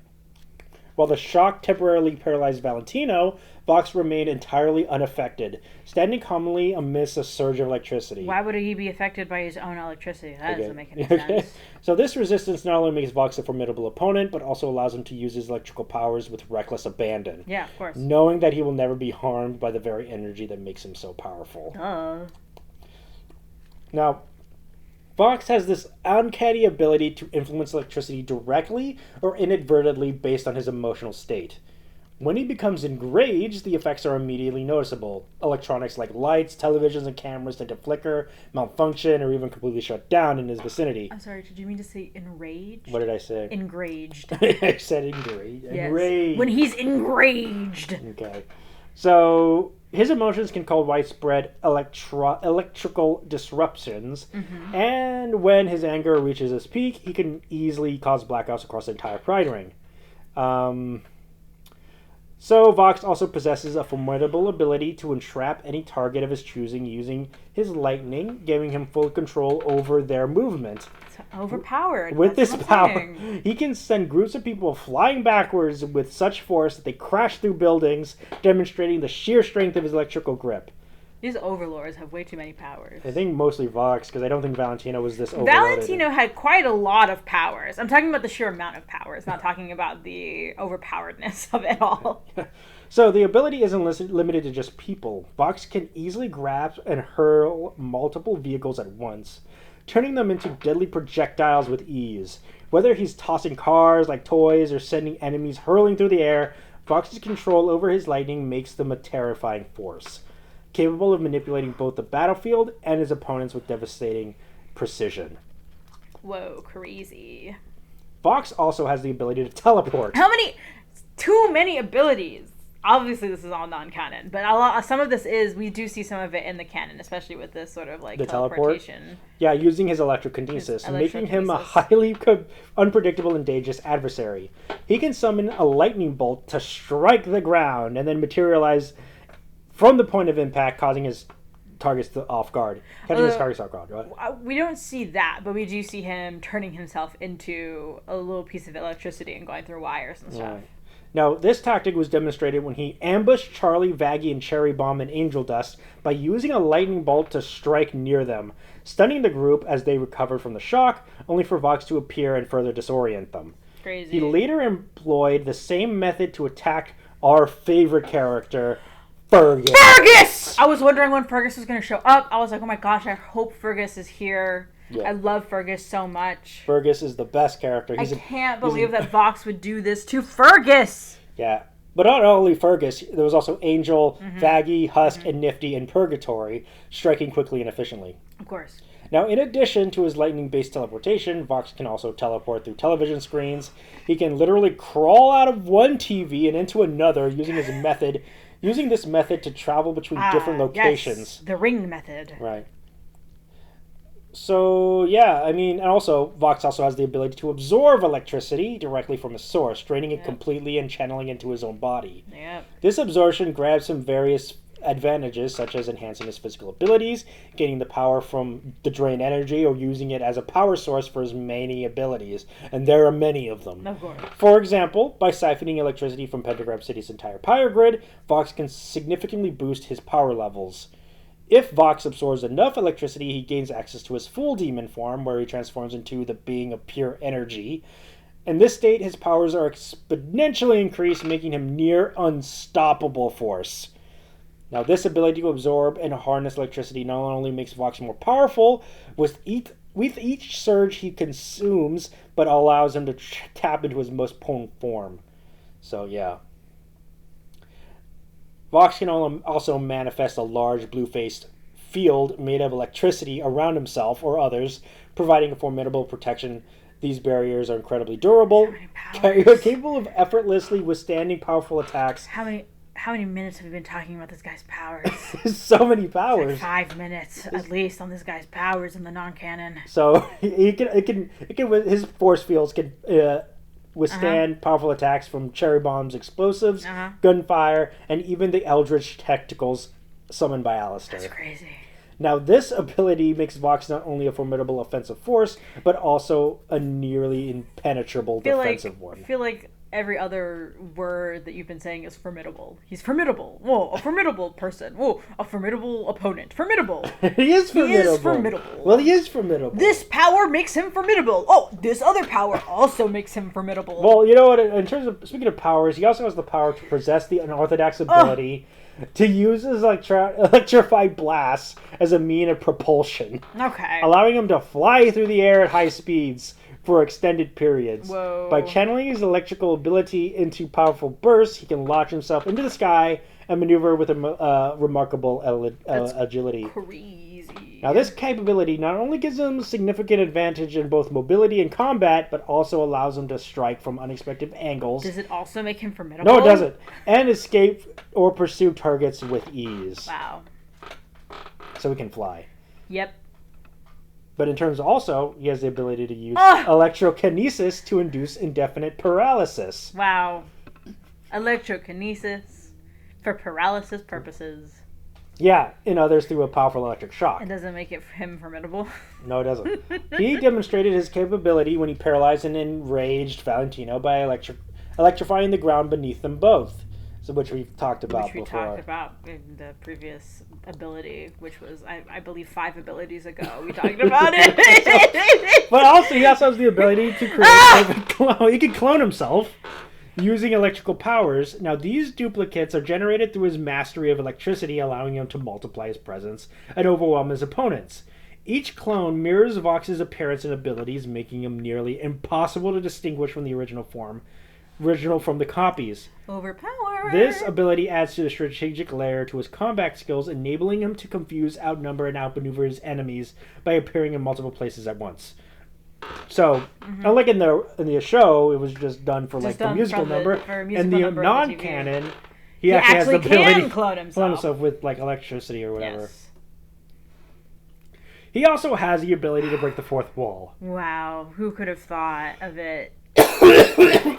Cough it out. Away from the microphone. Yes, his powers are just too epic. Oh, his powers are too epic. You're dying because of them. Now, occasionally, addressing the audience directly and commenting on his current situation. He appears to be fully aware that he exists within a fictional series, yet he's utterly convinced that he's the main character of the story. Now, his self-awareness allows him to engage with the audience in ways that other characters can't, often lampshading or poking fun at the events or unfolding around him. Can you believe this is happening, guys? To me, the main character of the show. I don't think that's going to carry over. I really don't think that it should. Because at this point, I think the whole Deadpool thing, I don't think it's... Because he's been around for the entire season, and he hasn't done that. Yeah. So I don't think that's going to happen. I mean, they do mention that he sort of leans towards the audience, but I don't know if they're going to go full force into that. Right. Now, in the end credits scene of a play called The Encore, Vox even begged the audience to free him from his imprisonment within a cell phone, showing his frustration at being trapped in a medium he usually controls. He expressed confusion over the show's younger demographic, considering that it was intended for an adult audience, before ultimately ending the episode in a semi-cliffhanger as a form of a petty revenge for the audience's refusal to help him. Do you think we're going to see that? I don't know. Do you think that's going to carry over? I don't know. I'm not sure. I think that would be a funny way to end season 2. It would be it'd be funny and terrible. You don't think that would be a good idea? No, I mean, it'd be funny when he's like, "You guys aren't gonna help me get out of this stupid TV show," and then he just ends it on a cliffhanger. I thought it was a cell phone. He was trapped in a cell phone. I know, in this, but I mean, in the show, wouldn't it be that? Oh, aren't you guys gonna help me get out of this TV show? Okay. But nobody does? I'm just adapting it. But nobody does. Of course, we can't. right? So he ends the show. So he ends the show on a cliffhanger. And he ends the season. Everybody's going to be upset over it. So, despite his awareness of the fourth wall, Vox's knowledge is not all encompassing. He cannot predict or foresee future plot points, leaving him just as in the dark about upcoming events as other characters. This limitation adds an interesting twist to his fourth wall breaking antics. So yeah, Vox possesses the extraordinary ability to prematurely end an episode by simply snapping his fingers, as demonstrated in Fallout and The Encore. Where are you going? I didn't want Simon to scratch your couch. Okay. Now, this power allows him to exert a certain level of influence over the narrative, showcasing his ability to manipulate the plot itself. By ending episodes at his whim, Vox can control the pacing and leave viewers hanging, adding a layer of unpredictability and meta-awareness to his character. So, yeah. Yes. Now, Vox has full access to Hell's internet, which he uses to his advantage by hacking into Vox Tech's V phones, to search through the private information of others. This capability allows him to gather sensitive data, monitor communications, and exploit the personal details of his targets. Whether he's looking to blackmail, manipulate, or simply keep tabs on the denizens of Hell, Vox's access to and control over Hell's digital network makes him highly dangerous and an invasive presence. So yeah.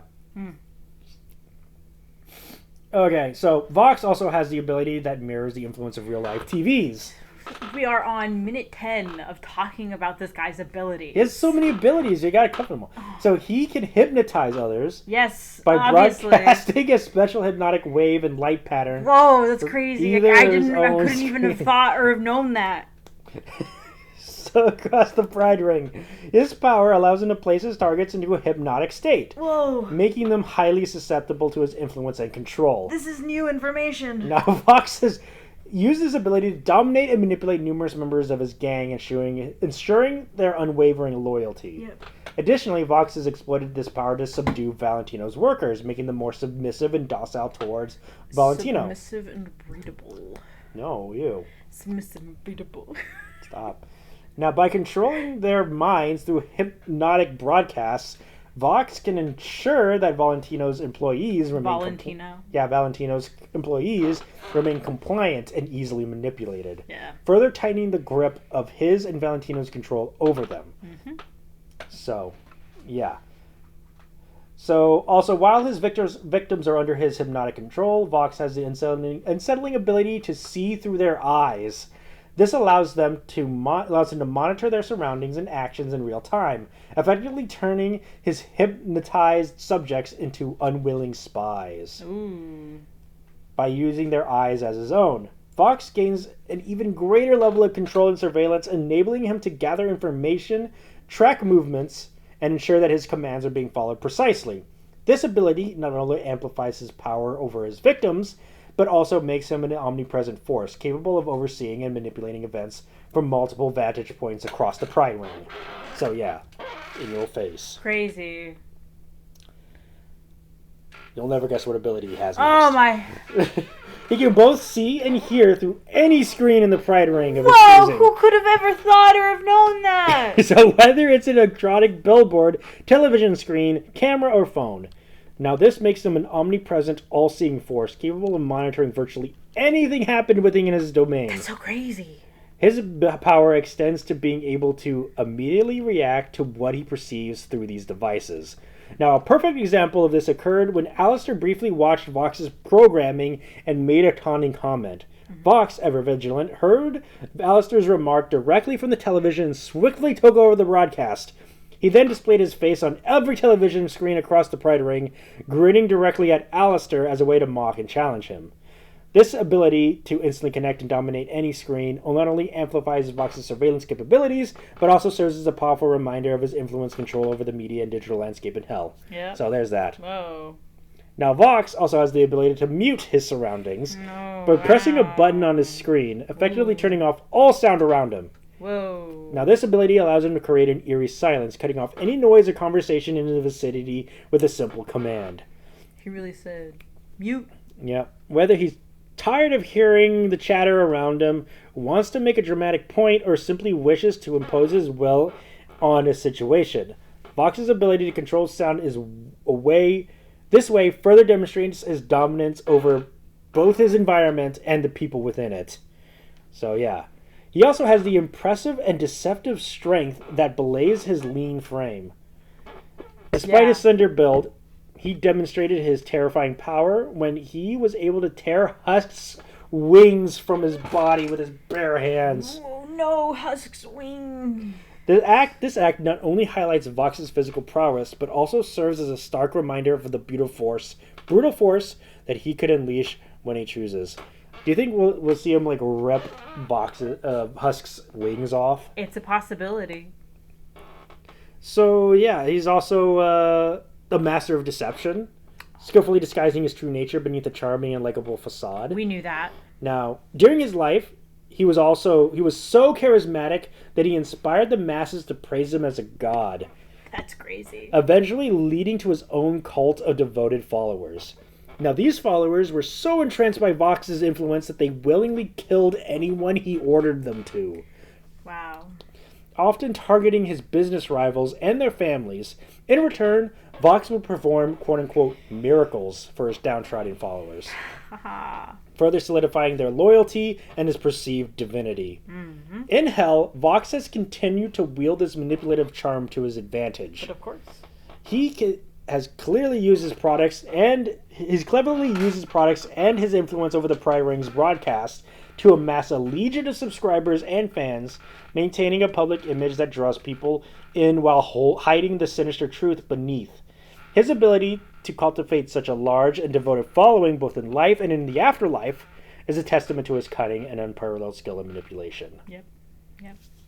Now, Vox is as intelligent as he is powerful, with a cunning that seems to have no bounds.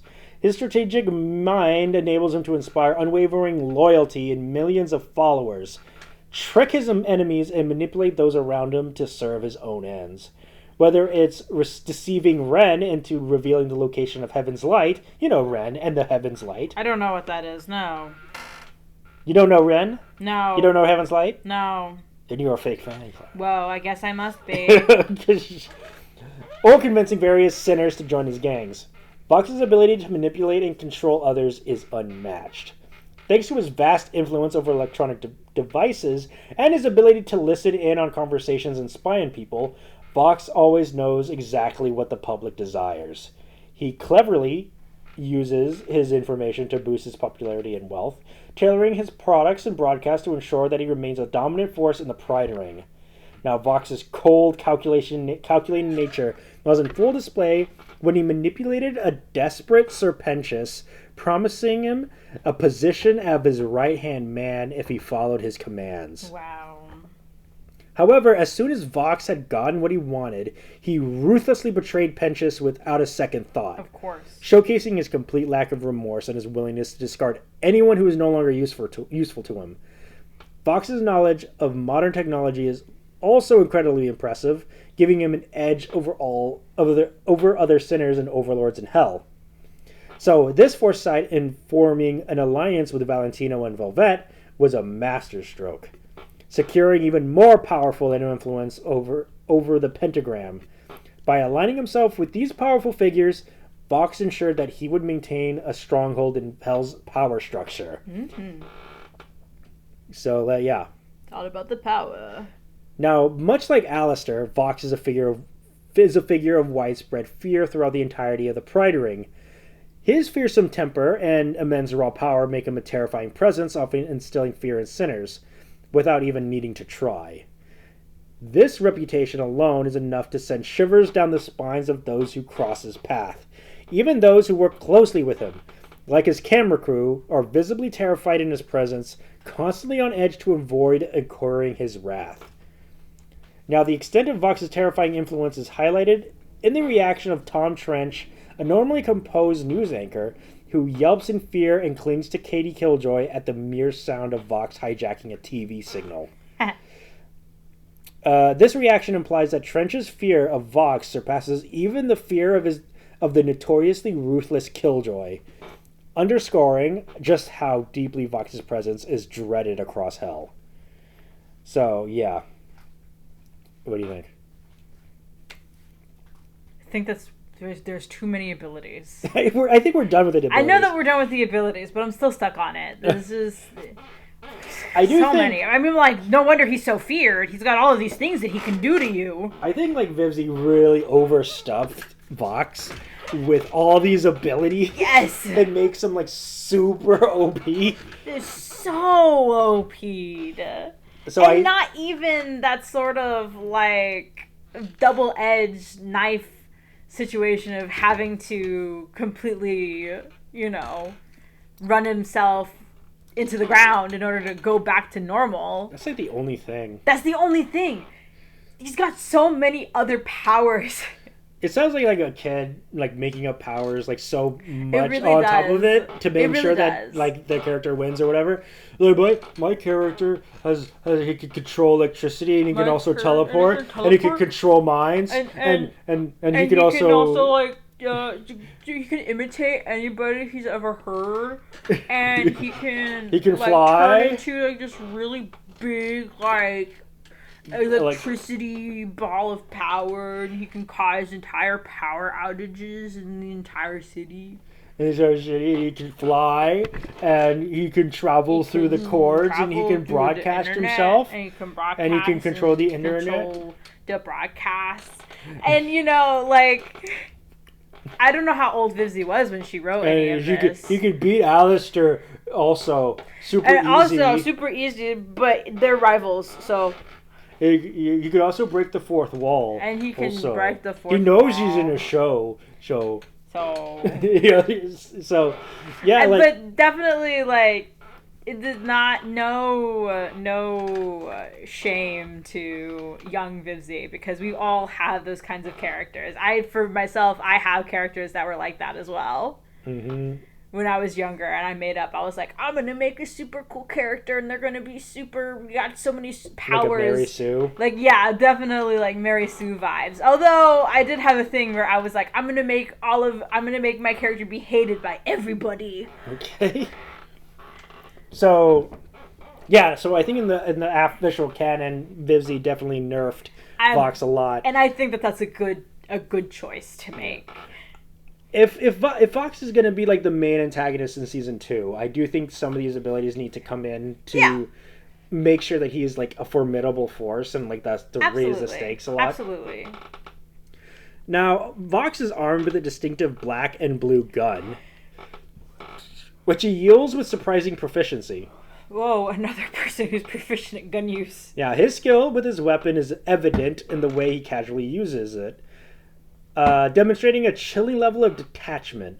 In one instance, Vox nonchalantly shoots one of his crew members in the head without even bothering to look at him. Nice. Highlighting his deadly precision and the complete lack of concern for the lives of those around him. So it's not nice. No, I mean, like, not nice, but, like, like, nice. It's not nice. Like, nice. It's not nice. There's a difference. There's, like, oh, that's nice, and then there's, like, haha, nice. It's not haha, nice. I think so. Because, I mean, the guy probably was okay because he's already dead. He's already dead, so. So... Unless it was an angelic bullet, but I don't think that... I don't think he was using it on... I don't think he would waste an angelic bullet on some random dude. So, Vox isn't just a master of technology and manipulation. He also... is a cool DJ. Whoa, let's go. So in his introductory scene, he showcases his talents behind the turntables, effortlessly mixing tracks and commanding the attention of his audience with his musical prowess. Oh. Vox's skills in music extend just beyond DJing. He owns his own music company, where most of the songs are his own creations, further highlighting his creative genius. That's wild. Do you think there'll be like a DJ musical number in season 2? That'd be really fun if there was. It'll be like, yo, I am Vox, and I am a DJ. DJ, I'm voiced by Christian Moore.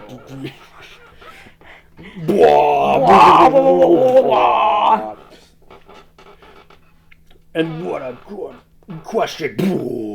Have you seen that? Remember that?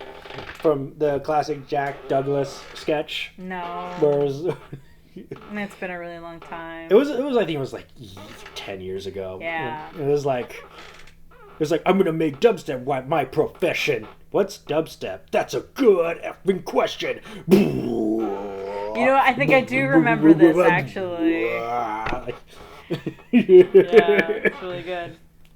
Let's keep going. Okay. So, yeah, in addition to his DJing and vocal talents, Vox also appears to have a knack for playing the electric guitar. Let's go. His musical abilities add another dimension to his character, making him not only a technological and strategic powerhouse, but also a cultural icon in the Pride Ring. He sure is a cultural icon. You go, flat screen man. Okay.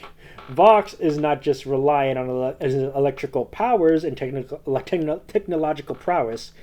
He also uses his physical attributes as deadly weapons. His sharp teeth and claws can be used offensively, as demonstrated when he viciously sank his claws into Tusk's wings and tore them off his body. Yeah, let's mention it again. Yeah. Now this brutal... Never forget. This brutal act showcases Vox's willingness to engage in close combat and his ability to inflict serious harm with his bare hands. His claws, combined with his razor-sharp teeth, make him a formidable opponent, even without the use of his more supernatural abilities. Yep. He doesn't need these abilities, so he's strong without them. He's strong without the abilities, so like, even if he didn't have his abilities, he'd be like super strong. He's super strong. He ripped off Huck's wings with his bare hand. He didn't even need the abilities. He didn't even need the abilities. He just tear somebody apart. Now, Vox's immense success as a business owner has made him an extraordinarily wealthy billionaire with vast resources at his disposal. His wealth allows him to easily acquire dozens of mansions, yachts, luxury vehicles, signed clothing, and the latest tech gadgets. Oh. Beyond personal indulgences, Vox's financial power enables him to run, invest in, and acquire numerous products and agencies for his ever-expanding business empire. Vox's influence doesn't stop at legitimate enterprises. He also has a hand in the darker side of Hell's economy. He controls many drug and weapons operations throughout the Pride Ring, further cementing his status as a powerful and influential figure in Hell. His vast wealth and business acumen give him the means to manipulate and dominate the Pride Ring's economy, allowing him to maintain and expand his control of both legal and illicit activities. So there's that. Whoa. Now, as an overlord, Vox wields immense authority over all lesser demons and exercises dominion over several of the most powerful gangs and criminal enterprises within the Pride Ring. Would expect nothing less. Okay. So his influence extends far beyond mere street-level control. Vox presides over one of the largest, most formidable corporate entities in Hell. His company has a presence across all technological sectors, from media and communications to manufacturing and electronics, solidifying his position as a leading overlord in Pentagram City. Yep. Pentagram City, yeah. So Vox's vast corporate empire, combined with his control over criminal operations, makes him one of the most influential figures in Hell. So yeah, there's that. Very good. Let's talk about Vox's distinctive black and blue neon pistol called More? The Showstopper. About his pistol? Okay. The Showstopper. Mm-hmm. Whoa. Which is a weapon he wields with deadly precision to assist in his crimes to deal with sinners who oppose or anger him. Vox's proficiency with the gun is impressive. He is shown to be so skilled that he casually shot one of... Wait, I think I already said that. You already mentioned that. Yeah, but I mean, Showstopper also has a dual purpose function. It can fire conventional bullets with lethal accuracy, and also has a secondary fire mode where it shoots small balls of electricity. Wow, very fun. Now, these electric shots violently shock the target until they explode, making the weapon both versatile and deadly. Vox primarily uses the Showstopper to intimidate, threaten, and occasionally kill his henchmen and lower demons, asserting his dominance through fear and force. Nice. It's not nice. Nah, well. However, despite its formidable power, the Showstopper has its limitations. While it's highly effective against lower demons and sinners, it proves less useful against other overlords who possess the magical abilities to simply disarm Vox by pulling the weapon from his hand. So, yeah. So it also fires holy bullets, much like Valentino's revolver, making it capable of permanently killing other demons. So, yeah. Well, there you go. That answered that question that I had a while ago. Yeah. Despite Vox's immense power and influence, he is not invincible. Oh, good. I was worried for a second that he was. His soul can be permanently destroyed if he is mortally harmed with, you'll never guess, holy weaponry. Whoa! Whoa! Which makes weapons like his own showstopper, Valentino's revolver, particularly dangerous if turned against him. Wouldn't it be really funny if somebody just like swiped all three of those guns, and they were like, haha, pew. You think that's how the season 2 is going to end? That's how the V's are going to be defeated? Oh, I hope. They just use their own weapons against them. Now, while Vox is a formidable overlord, he is still vulnerable to the might of primordial or divine entities of significant power. Of course. Such beings possess the ability to wipe out Vox with little or no effort, highlighting the limits of his power in the face of truly cosmic or divine forces. Yes, well, that's the same for anybody, really. So, I don't know how much that counts. Okay. So, in his full demon form, Vox's immense power comes out with a significant vulnerability. He can involuntarily become absorbed into an electrical object through physical contact. Oh, this weakness was made crucial to his defeat, where the hotel crew, aware that he was losing power, cleverly set up a trap. As Vox, blinded by anger, rushed at them, they managed to trap him within a tiny cell phone. Yeah. Due to his drained energy, Vox was unable to escape from the device, immediately rendering him powerless and contained. Nice. However, this containment was only temporary. Given enough time, typically a few hours, Vox can eventually gather enough energy to escape from the electrical object he's trapped in. Despite this, the incident demonstrates that even in his most powerful state, Vox has an exploitable weakness. Okay, good. Weaknesses that can be turned against him, particularly when his energy is depleted. This vulnerability adds to a layer of strategy for those who dare challenge him. At least it's something. Now, I think this probably would be a good way for him to be defeated in season 2. Yeah. Where he just is trapped within like a cell phone. I think that's kind of funny. Fun irony. Yeah. Now, Vox's extraordinary narcissism and obsession with his own image are defining traits that often drive his decisions, sometimes to his deterrent. Or his detriment. Detriment. Now, this was especially evident when his need for attention and self-aggrandizement took center stage. Rather than taking the practical route of executing Alistair and his friends immediately, or simply destroying the Hazbin Hotel from a safe distance, Vox couldn't resist an urge to turn the event into a grand spectacle. He chose to publicly broadcast the entire affair on every device in Pentagram City, ensuring that everyone would witness his supposed triumph. Which does not happen. However, this decision backfired spectacularly by broadcasting his arrival. Vox inadvertently alerted the hotel crew into the impending attack by him. Yeah.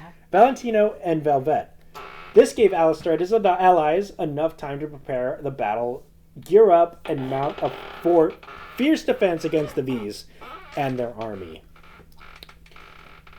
In the end, Vox's obsession with his image and his need to show off the entire city allowed the hotel crew to put up a much stronger fight than they otherwise would have, turning what would have been a swift and decisive victory for the V's into a prolonged and hard-fought battle.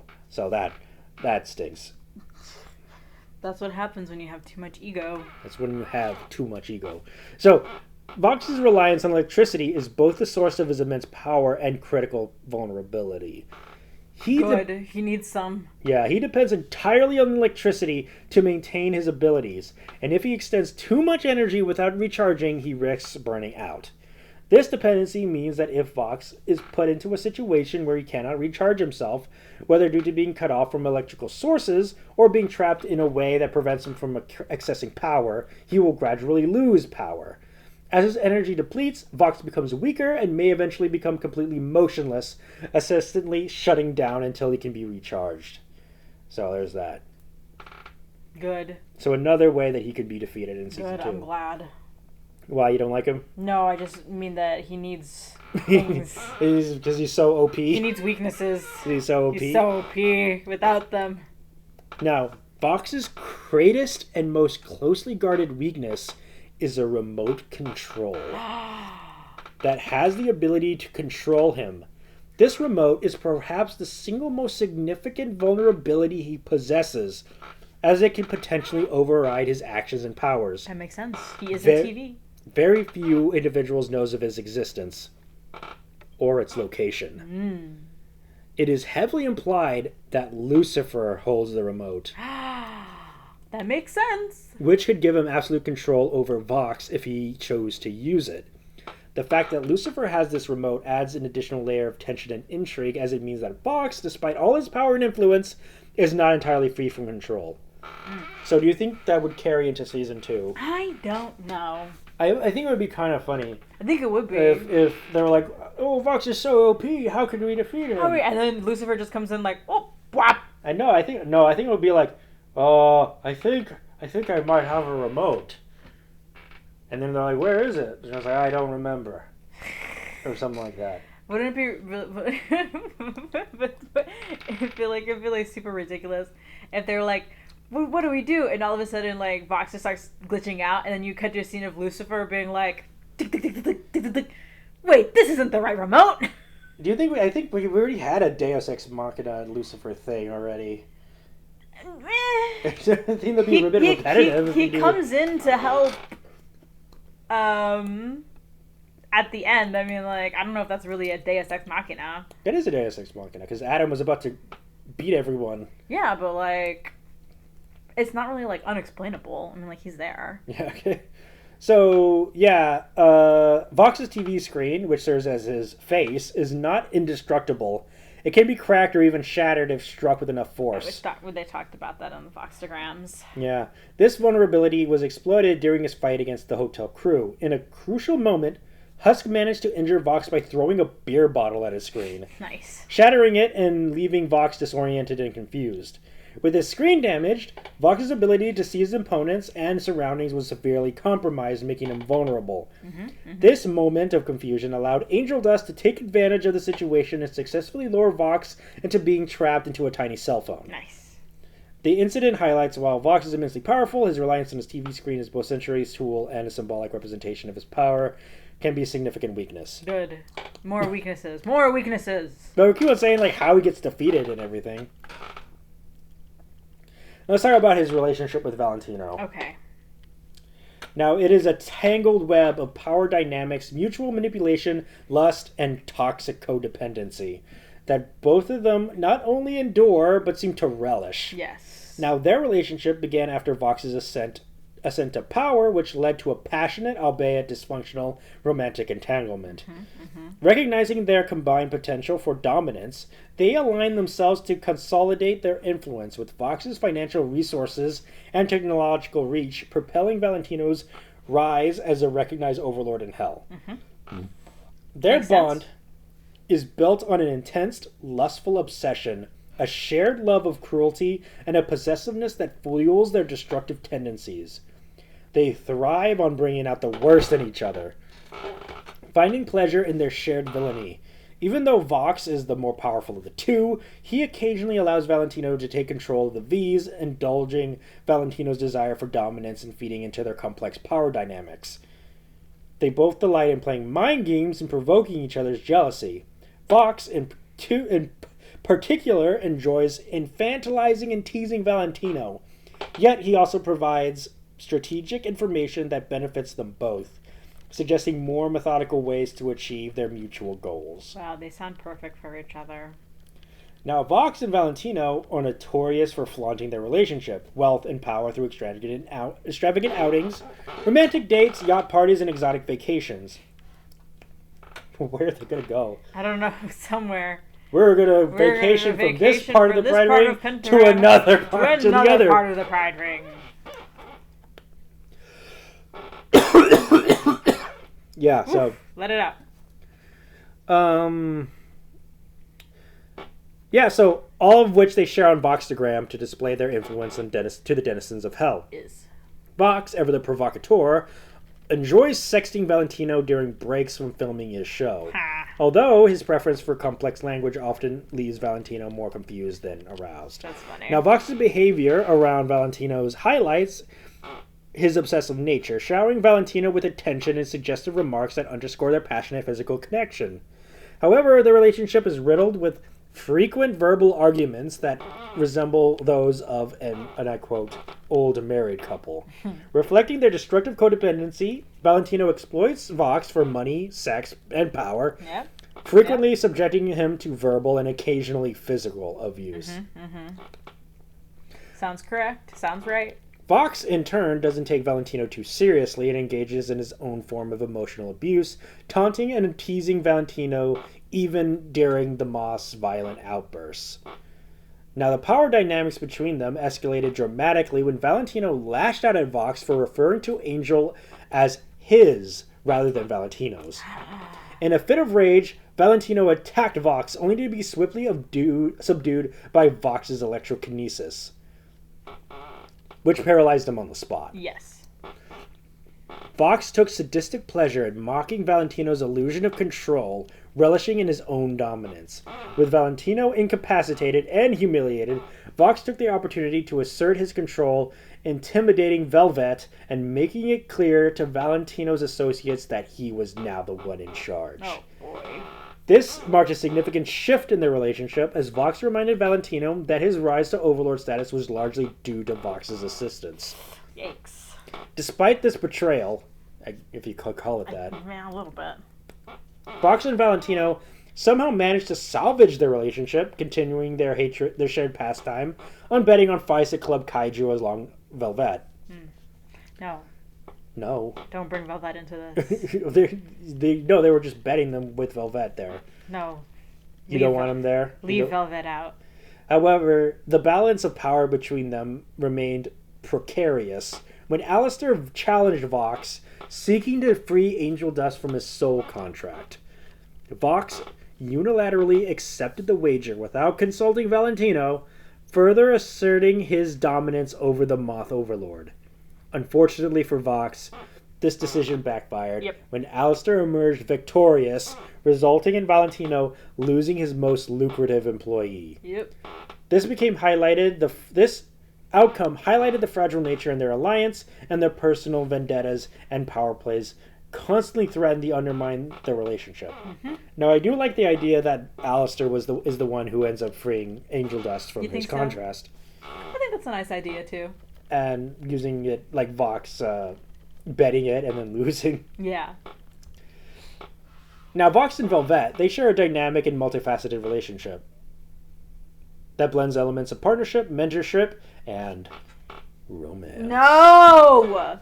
No! I knew it was coming. No! Though they are lovers. No, they're not! Non-canon! Non-canon! They're very much lovers. Now, their connection is layered with a mentor-student dynamic. Terrible. Even worse. Also just as bad. Okay. With Velvet serving as a protege or ward from whom Vox took in from the streets. Velvet openly regards Vox as a father figure, often addressing him as such. Another... So bad. You think they have devil triangles? I don't know what that means. It's like a three-way with two guys and one girl. You can just say it's a three-way. No, it's a specific type of three-way, though. What? That doesn't matter. Okay. So the two... but Vox's view of their relationship is more complex and somewhat different from hers. The two make for a comedic and fun to-watch duo, with Velvet frequently teasing and embarrassing Vox, especially about his tendency to use elaborate words. Their banter is a hallmark of their relationship, with Velvet often poking fun at Vox's use of, and I quote, big words, during his sexting with Valentino, much to Vox's annoyance. Despite this, it's clear that they share a strong bond rooted in both affection and a mutual understanding of each other's quirks. Okay. While they frequently insult each other over their shortcomings, the affection between them, at least from Velvet's side, is genuine. Velvet reassures Vox that when he feels outdated or insecure about his relevance in the modern world, often comforting him by telling him he's a million times more doable, bangable Wow. than Alistair. Wow. I would just like to say that nobody who views somebody as a father figure should be saying such things. That they, as a method of making them feel better. Yes. That's bad. But she's the backbone of the V's. The thing is that the reason why it's so terrible is that, one, she not only sees him as a father figure, she also sees him as like a teacher and like a mentor. Mm-hmm. And that is just that's two layers of bad dynamics. But she's the backbone of the V's. Stop it. Now, their interactions can be quite intimate. Oh, God. With Velvet sitting on Vox's lap, No. caressing his screen, No. and reminding him that he has everything and everyone under control. Terrible. Though Vox might not show it publicly, he clearly enjoys and craves the ego stroking and comfort that Velvet provides, Of course. with her reassurances serving as a source of motivation for him.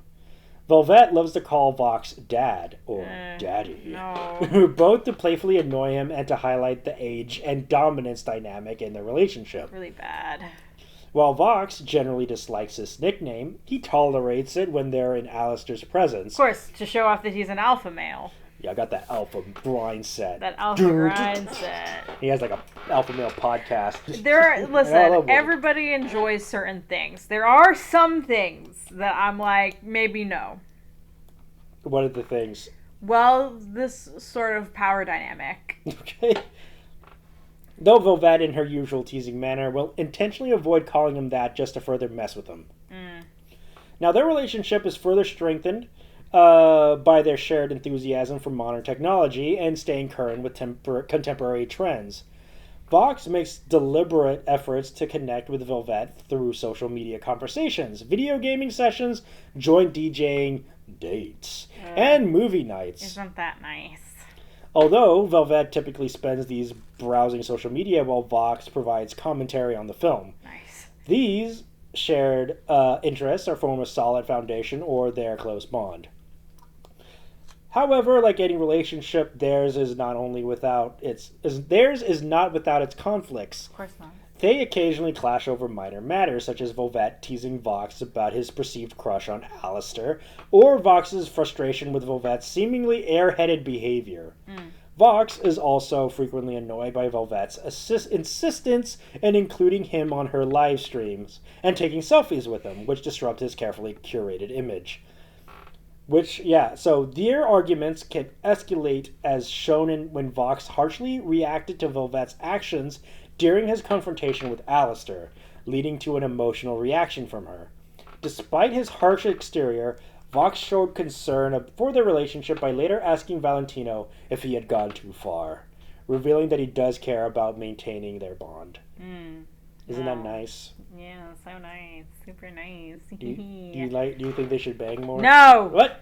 I think they shouldn't do it at all! Okay, so you ship Vox with Valentino, Yes. but not Velvet. No, get Velvet out of there. Okay. After Vox ascended to leadership within the V's, he made casual threats toward Velvet if she failed to communicate his message regarding Valentino's employees, hinting that he might prioritize his own power over their friendship if necessary. Of course. Despite this, Velvet remains his confidant, and they work closely together in various schemes.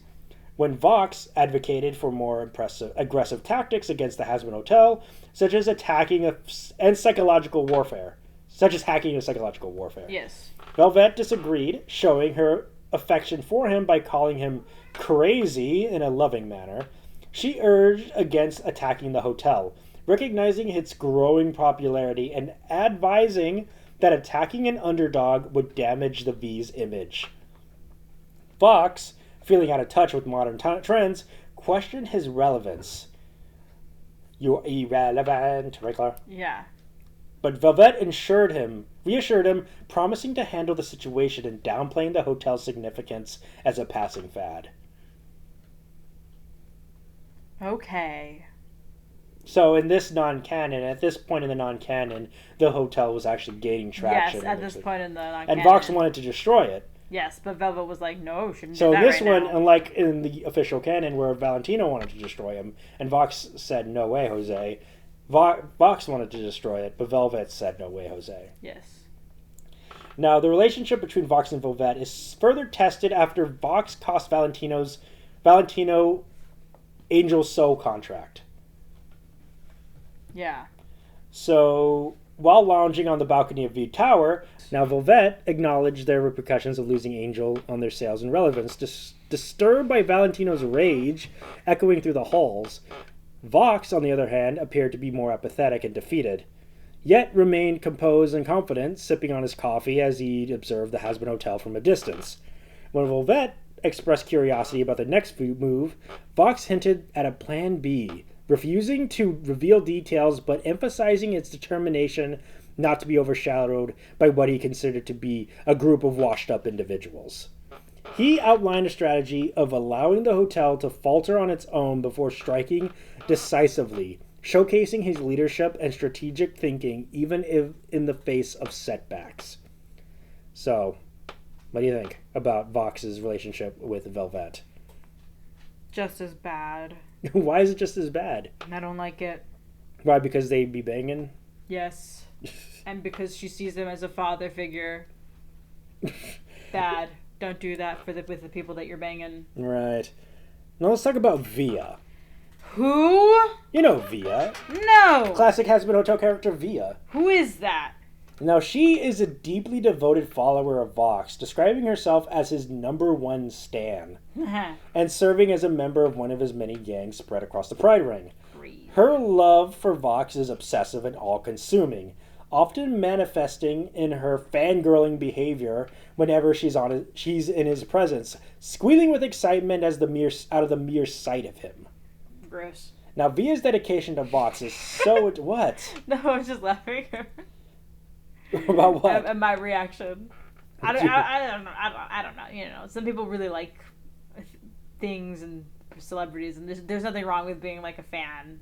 Even if it's but like if it's at this level, it's like whoa. Yeah. You know. So Via's dedication to Vox is so intense he's willing to do anything for him, from promoting his TV shows to committing acts of kidnapping and murder on his behalf. That makes sense. Now she runs multiple social media accounts with massive followings, all dedicated to praising Vox and supporting his decisions, no matter how dark or twisted they may be. Crazy. Via eagerly participates in his evil schemes, seeing as it is a way to bond with the overlord she idolizes. Despite Via's underlying loyalty and her relentless efforts to please Vox, she remains entirely apathetic towards her. Vox treats Via like a doormat, showing no concern for her well-being or feelings, or viewing her more as an annoyance than anything else. He only keeps her around because of her constant praise and devotion fuel his ego, although Via herself seems blissfully unaware of how little Vox actually values her. So, it seems like Via... Do you think we might see Via in Season 2? I don't know, man. No clue. I think it would be pretty interesting to see, like, as a good, interesting commentary on stan culture. Yeah, sure. Could be. Now, during Vox's intense battle against Alistair at the Hazbin Hotel, Via's loyalty to Vox reaches tragic peak. In a desperate bid to protect Vox, Via intervened in the fight by shoving Vox out of the way out of one of Alistair's deadly attacks. She took the full force of the blast, sacrificing herself to save Vox's afterlife. Bet he didn't even care. Even though he had consistently treated her poorly. As she lay dying, Vox's response to her selfless act was chillingly callous. He called her a stupid B-word. Yep. Sounds right.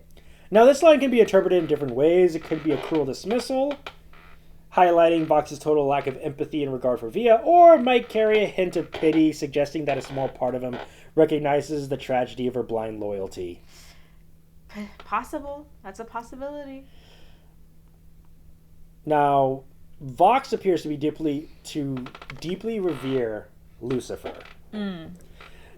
As an unabashed suck-up to his presence, he is quick to follow any order Lucifer gives, addressing him with titles like My Lord and The Boss. My liege. Okay. And even going so far as to offer Vox Tech energy drinks to Lucifer when he visited Valentino's studios. This level of difference is highly unusual for Vox, who typically shows little to no respect for anyone else. Lucifer is the one of only 2 people to whom Vox willingly takes orders, the other being Valentino. Thoughts? I mean, if he has his remote, you know. Oh, yeah, that's true.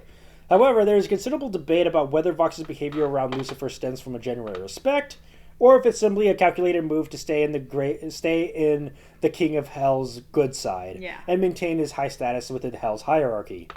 Vox's claim to angel dust that he doesn't, quote unquote, doesn't follow the orders of anyone after being called Lucifer's wiener rider suggests that his apparent reverence for Lucifer might be more about self-preservation and maintaining his power than true loyalty. Further evidence of Vox's potentially insecure behavior comes from his and the other V's actions following Lucifer's disappearance. They quickly move to take over the Pride Ring, indicating that Vox's loyalty to Lucifer might only extend as far as it benefits him. Yeah. So, yeah, there it goes. Yep. There it is. Now, Vox has a deep affection for his pet hammerhead shark, Vark. I love Vark. Who holds a special place in his otherwise cold and calculating heart. Vark resides in a massive aquarium that forms in the walls of Vox's office, making the shark a constant presence in Vox's life. Vox dotes on Vark, going to great lengths to care for him, which includes feeding various henchmen to the shark and spoiling him with gifts like toys and custom collars. Oh, how nice. Vark is one of the few things that Vox genuinely cares about, showcasing a rare softer side for the Overlord. However, this affection has its limits. When Cherry Bomb... Who's Cherry Bloom? I mean Cherry Bomb. Apple Bloom? No. That's My Little Pony. Now, when Cherry Bomb blew Vark away during the Battle of the Hazbin Hotel, Vox was devastated, visibly distraught, and even brought to tears. His grief quickly turned to rage, prompting him to attempt to murder Cherry Bomb in retaliation for harming his beloved pet. So what do you think? Do you think Vark deserved that? I mean, he's just an animal, so probably not. But Cherry Bomb blew him up. Bomb blew him up anyways, so... That's not cool, Cherry Bomb. Not cool, Cherry Bomb. I mean... You mean what? You think Vark deserved to die? I don't think Vark deserved to die. Probably not. No. Okay. Despite his love for Vark, Vox's obsession with aesthetics and technology eventually led him to subject the shark to painful experiments. Oh, no. He had cybernetics implanted into Vark, along with a neon color scheme, so that Vark could better fit his own high-tech, visually striking aesthetic. This action highlights the complex and sometimes contradictory nature of Vox's affection. While he genuinely loves Vark, his desire for control and perfection ultimately leads him to prioritize his own vision over Vark's well-being. So, yeah. Which turning even his beloved pet into a reflection of his own self-image. Sad. Yeah. Now let's talk about Alistair. Oh, boy. Finally. Now, they share a rivalry that has become one of the most notorious in Hell. Though their relationship is more complex than it appears on the surface, while Alistair harbors a deep-seated hatred and open disdain for Vox, the TV demon seems to take a lighter, almost mocking approach to their rivalry. Vox doesn't particularly hate Alistair. Instead, he views the radio demon as an outdated, out-of-touch old man and a joke. Now, this rivalry is rooted primarily in their opposing views on technology. Vox embodies everything that Alistair despises about modern advancements, representing the very antithesis of the radio demon's love for old-fashioned ways. Mm-hmm. Now, when Vox first arrived in Hell, he quickly outshone Alistair as Pentagram City's top overlord. As society became increasingly dependent on Wi-Fi, television, and modern music, Vox's influence grew while older technology, which Alistair symbolizes, was cast aside. Yep. Vox never misses an opportunity to mock Alistair for his regularly ridiculating him. Ridiculating? Yeah, regularly, I guess, mocking Ridiculing? him. Ridiculing.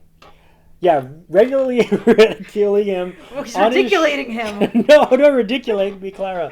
From his shows. Get ridiculated. No, from his shows, and making jabs about Alistair's poor hygiene, outdated worldviews, and even his mother. This constant belittling only fuels the animosity between them. Despite their rivalry, Vox and Alistair are capable of holding brief, often comical conversations, engage in exchanging sly, subtle insults. However, Alistair's view of Vox is one of barely concealed contempt and anger, particularly frustrated by Vox's almost cult-like obsession with modern technology. Alistair's hatred is further exacerbated by the way Vox's henchmen mock him as he goes about his business.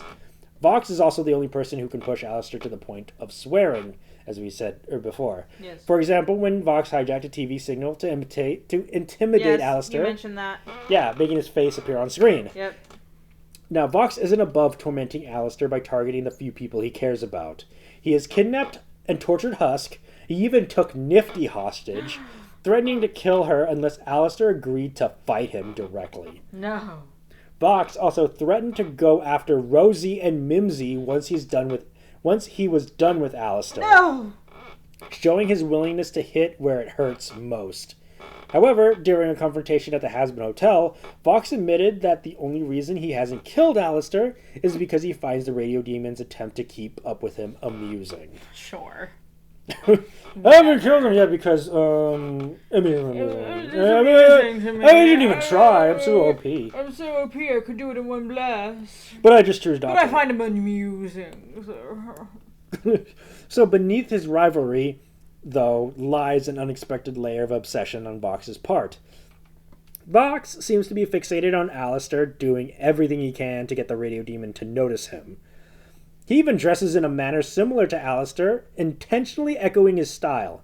Velvet, always keen on teasing Vox, has implied multiple times that Vox actually has a massive crush on Alistair, suggesting that Vox might secretly want to be boyfriends with him. Vox adamantly denies these claims, but his behavior and obsession with Alistair suggest that there might be some truth to Velvet's teasing. I wouldn't be surprised. Do you think in season 2 he'll be like, I love you, Alistair? I don't think he'd be Why like that. Why can't you love me? I don't think he'd now be I like have that. to kill you. I feel like there would definitely be like a comment from like Velvet being like, why don't you just kiss him already? Or something. Why don't you kiss him already? You're more bangable than him. That's what he said. So, let's talk about him with Angel Dust. Okay. Now, his association with Vox was fraught with exploitation, manipulation, and abuse. Yeah, obviously. Much like his relationship with Valentino. Obviously. Yeah. During Angel's years of servitude under Valentino, Vox developed a lustful obsession with the porn star. Yeah, of course. There's always lustful obsessions happening. Taking a these people. Taking a perverse pleasure in watching Angel's performances. Vox went so far as to place hidden cameras in Angel's room. Vox, you creep. In Angel's room at porn studios, stalking and recording him while he undressed. What a creeper. And also, they both actually also had sex. Well, yeah. They frequently had sex. Okay. With Vox often, quote-unquote, borrowing Angel from Valentino, while attempting to flirt provocatively with him, though his advances were met with clear disdain from Angel. Of course. Now, Angel Dust's relationship with Vox was purely transactional. Angel participated only for the money, making it clear that he greatly hated Vox. Yeah. For Vox, however, Angel was nothing more than a sex object and a pretty face to be used and discarded. Yeah. He showed a complete disregard for Angel's free will and safety, believing that Angel's only purpose in hell was to serve him and Valentino. Yeah, obviously. Vox even derived sexual pleasure from watching Valentino rape and mistreat Angel. Mention that. Likely out of spiteful jealousy over the attention Valentino gave to Angel. To further and this twisted dynamic, Vox would intentionally get Angel into trouble with Valentino, so that Valentino would punish him, delighting in Angel's suffering. Do you think that we should see Vox being like a super creeper on? I feel like in the now canon version of the show, the now canon, it seems like Vox actually really hates Angel. And doesn't like the fact that Valentino is super obsessed with him. Mm-hmm. That's what it seems like to me. Yeah. So I don't think that they're gonna bring in that sort of obsession from where the he's canon. where he's planning hidden cameras. Yeah, I don't think that that's gonna to watch him undress. I don't think that that's gonna be brought in. It's like, oh my gosh, it's all just fluff. It's all just fur. Oh my gosh. Okay. I mean, I don't know what I was expecting. Okay. He doesn't have a wiener. It's just fleur. No, I think he does. Okay. But we just can't see it because it's, Fluffy? It's all fluff? No, because we're not allowed to see that. Okay. On the show. Yeah. So, yeah, Vox's cruelty extended beyond mere manipulation. He sometimes outfitted Angel with a shock collar, designed to hurt and torture him whenever he disobeyed either him or Valentino, or somebody to get a rise out of Angel. Despite the clear animosity between them, there were moments when Vox seemed disgusted by Valentino's treatment of Angel, such as when he insulted Valentino after a particularly brutal sexual assault. However, this did nothing to stop Vox from taunting Angel about his abuse, helping Valentino to rape and abuse him, and ensuring that Angel will always return to Valentino for further exploitation. Now, Vox's sadism was further demonstrated when he tormented Fat Nuggets. No, Fat Nuggets! After Valentino kidnapped it, fully aware of how much the pig meant to Angel. The extent of Vox's disregard to Angel's well-being became the most evident when he brutally tortured Angel in front of Alistair, cruelly referring to him as a worthless semen dumpster. Terrible. Discarding any pretense of sentimentality. When the V's decided to use Angel's soul contract to force him back into their control, Vox took his cruelty to new heights. In particularly heinous move, he broadcasted one of Angel's many sexual assaults for the entire city to see. Horrible. Knowing that Angel was likely watching somewhere Horrible. and would be deeply pained by the experience. Terrible. Earlier, it was Vox who had suggested using the soul contract to inflict debilitating pain on Angel, and he even plotted to outfit Angel with another shock collar, intending to reduce him to an obedient sexual slave. Terrible. When he inevitably returned to Valentino and Vox. Now, Vox's treatment of Angel Dust underscores the depth of his depravity and his complete lack of empathy. Yeah. So what do you think? I think that they should not bring that into the show. You don't think so? You think it's just too mean, too intense? I think that's just too much. I think the whole concept of sexual assault and rape might be a bit too much for this show. For this, it's so wacky and silly. Ooh. Well, I mean, it is meant to be adult. But I think that's a bit too adult. Well, you have to be careful when you do depictions of these things.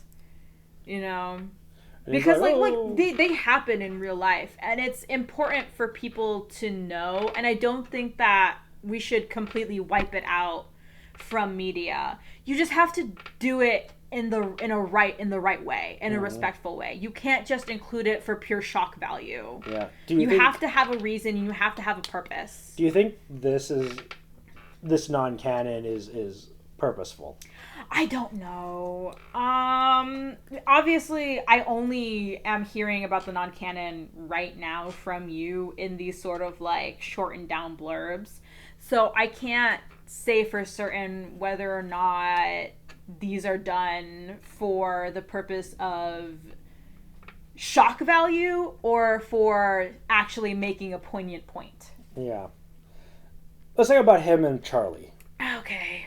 So they have a minimal direct interaction so far, but Vox's opinion of her in the Happy Hotel, or the Hazbin Hotel, is clear.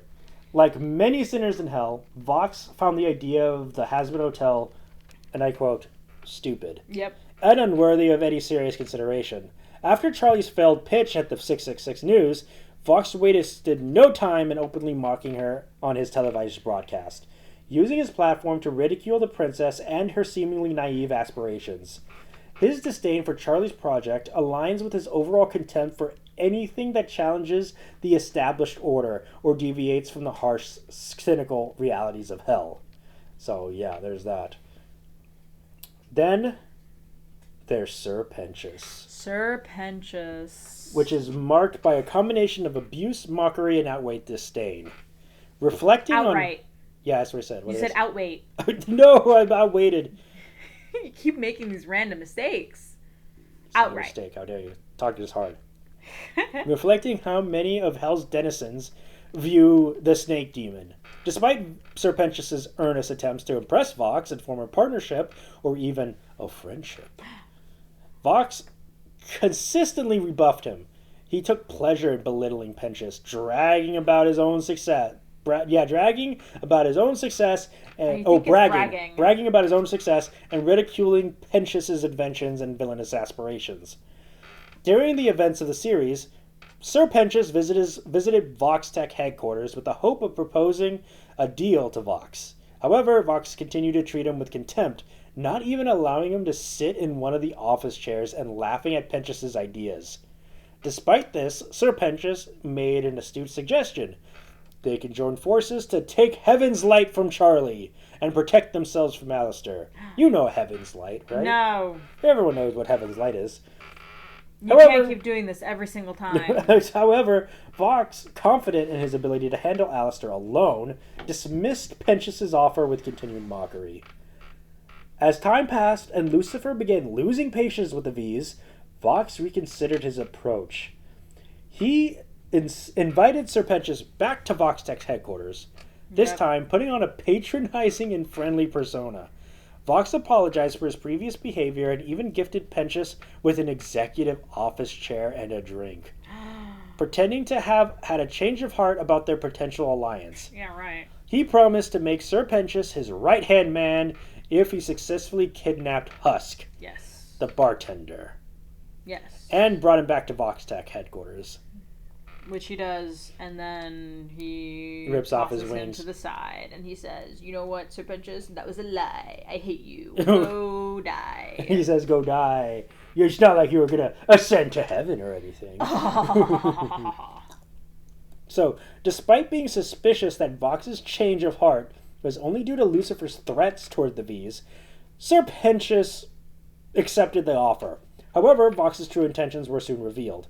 After Sir Pentious successfully kidnapped Husk and eagerly awaited his reward, Vox dismissed him, showing no intention of fulfilling his promise. When Sir Pentious reminded Vox of their deal, Vox turned on him, revealing that he had been manipulating him all along and never intended to make him his right-hand man. Nope.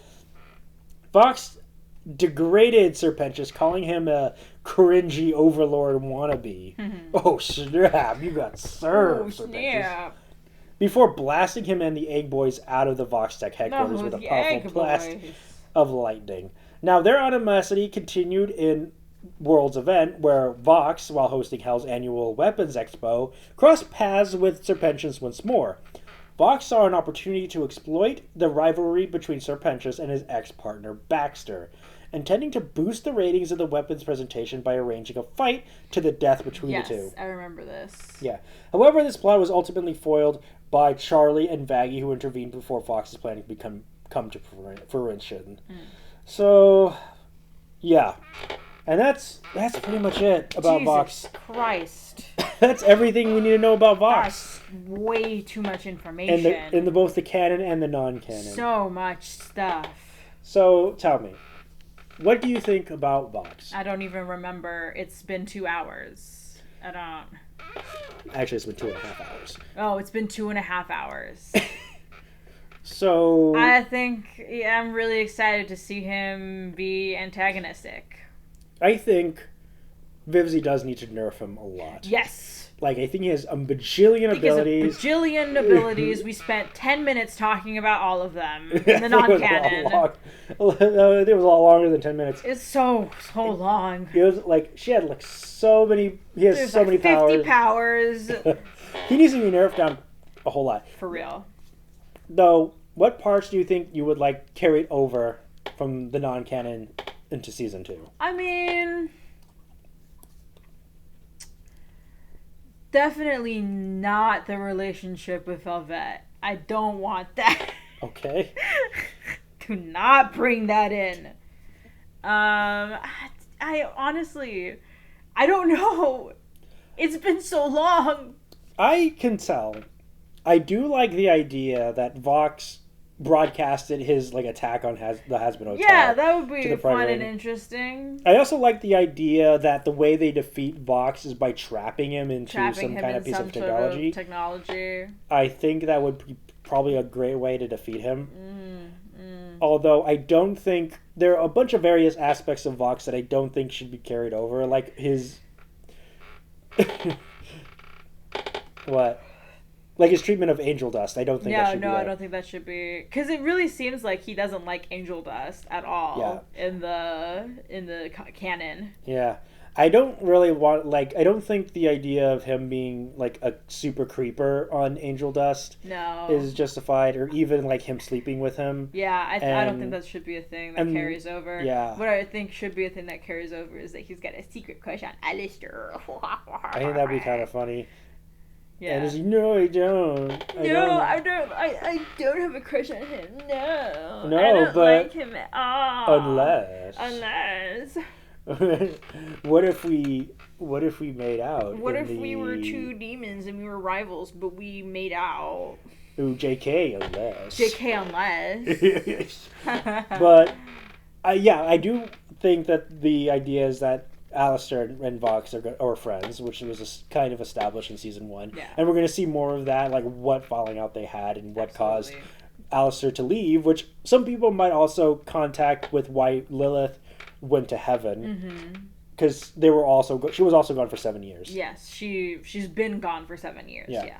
Same thing for Alistair. Yes. So lots of interesting things. No. Lots of different potentials. Yeah.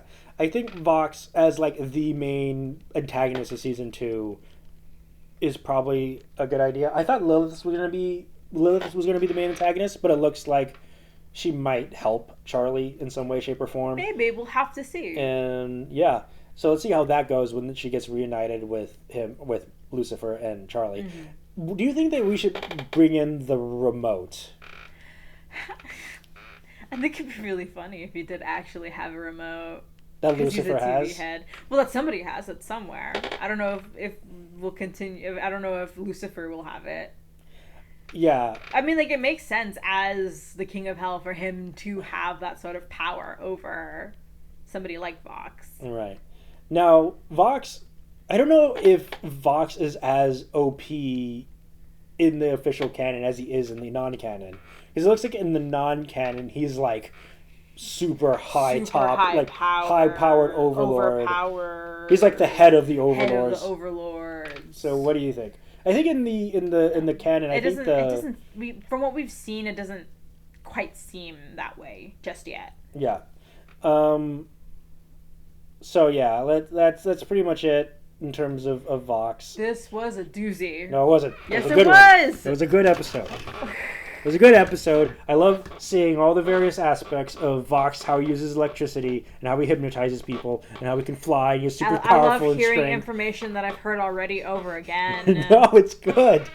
So, yeah, I've been Nathaniel Avila. And I've been Clara Avila. And this has been bye. Thank you for listening. Thank you for listening to a Vision podcast, home of wacky talkies, The Kingdom, Evil Exists, and many more.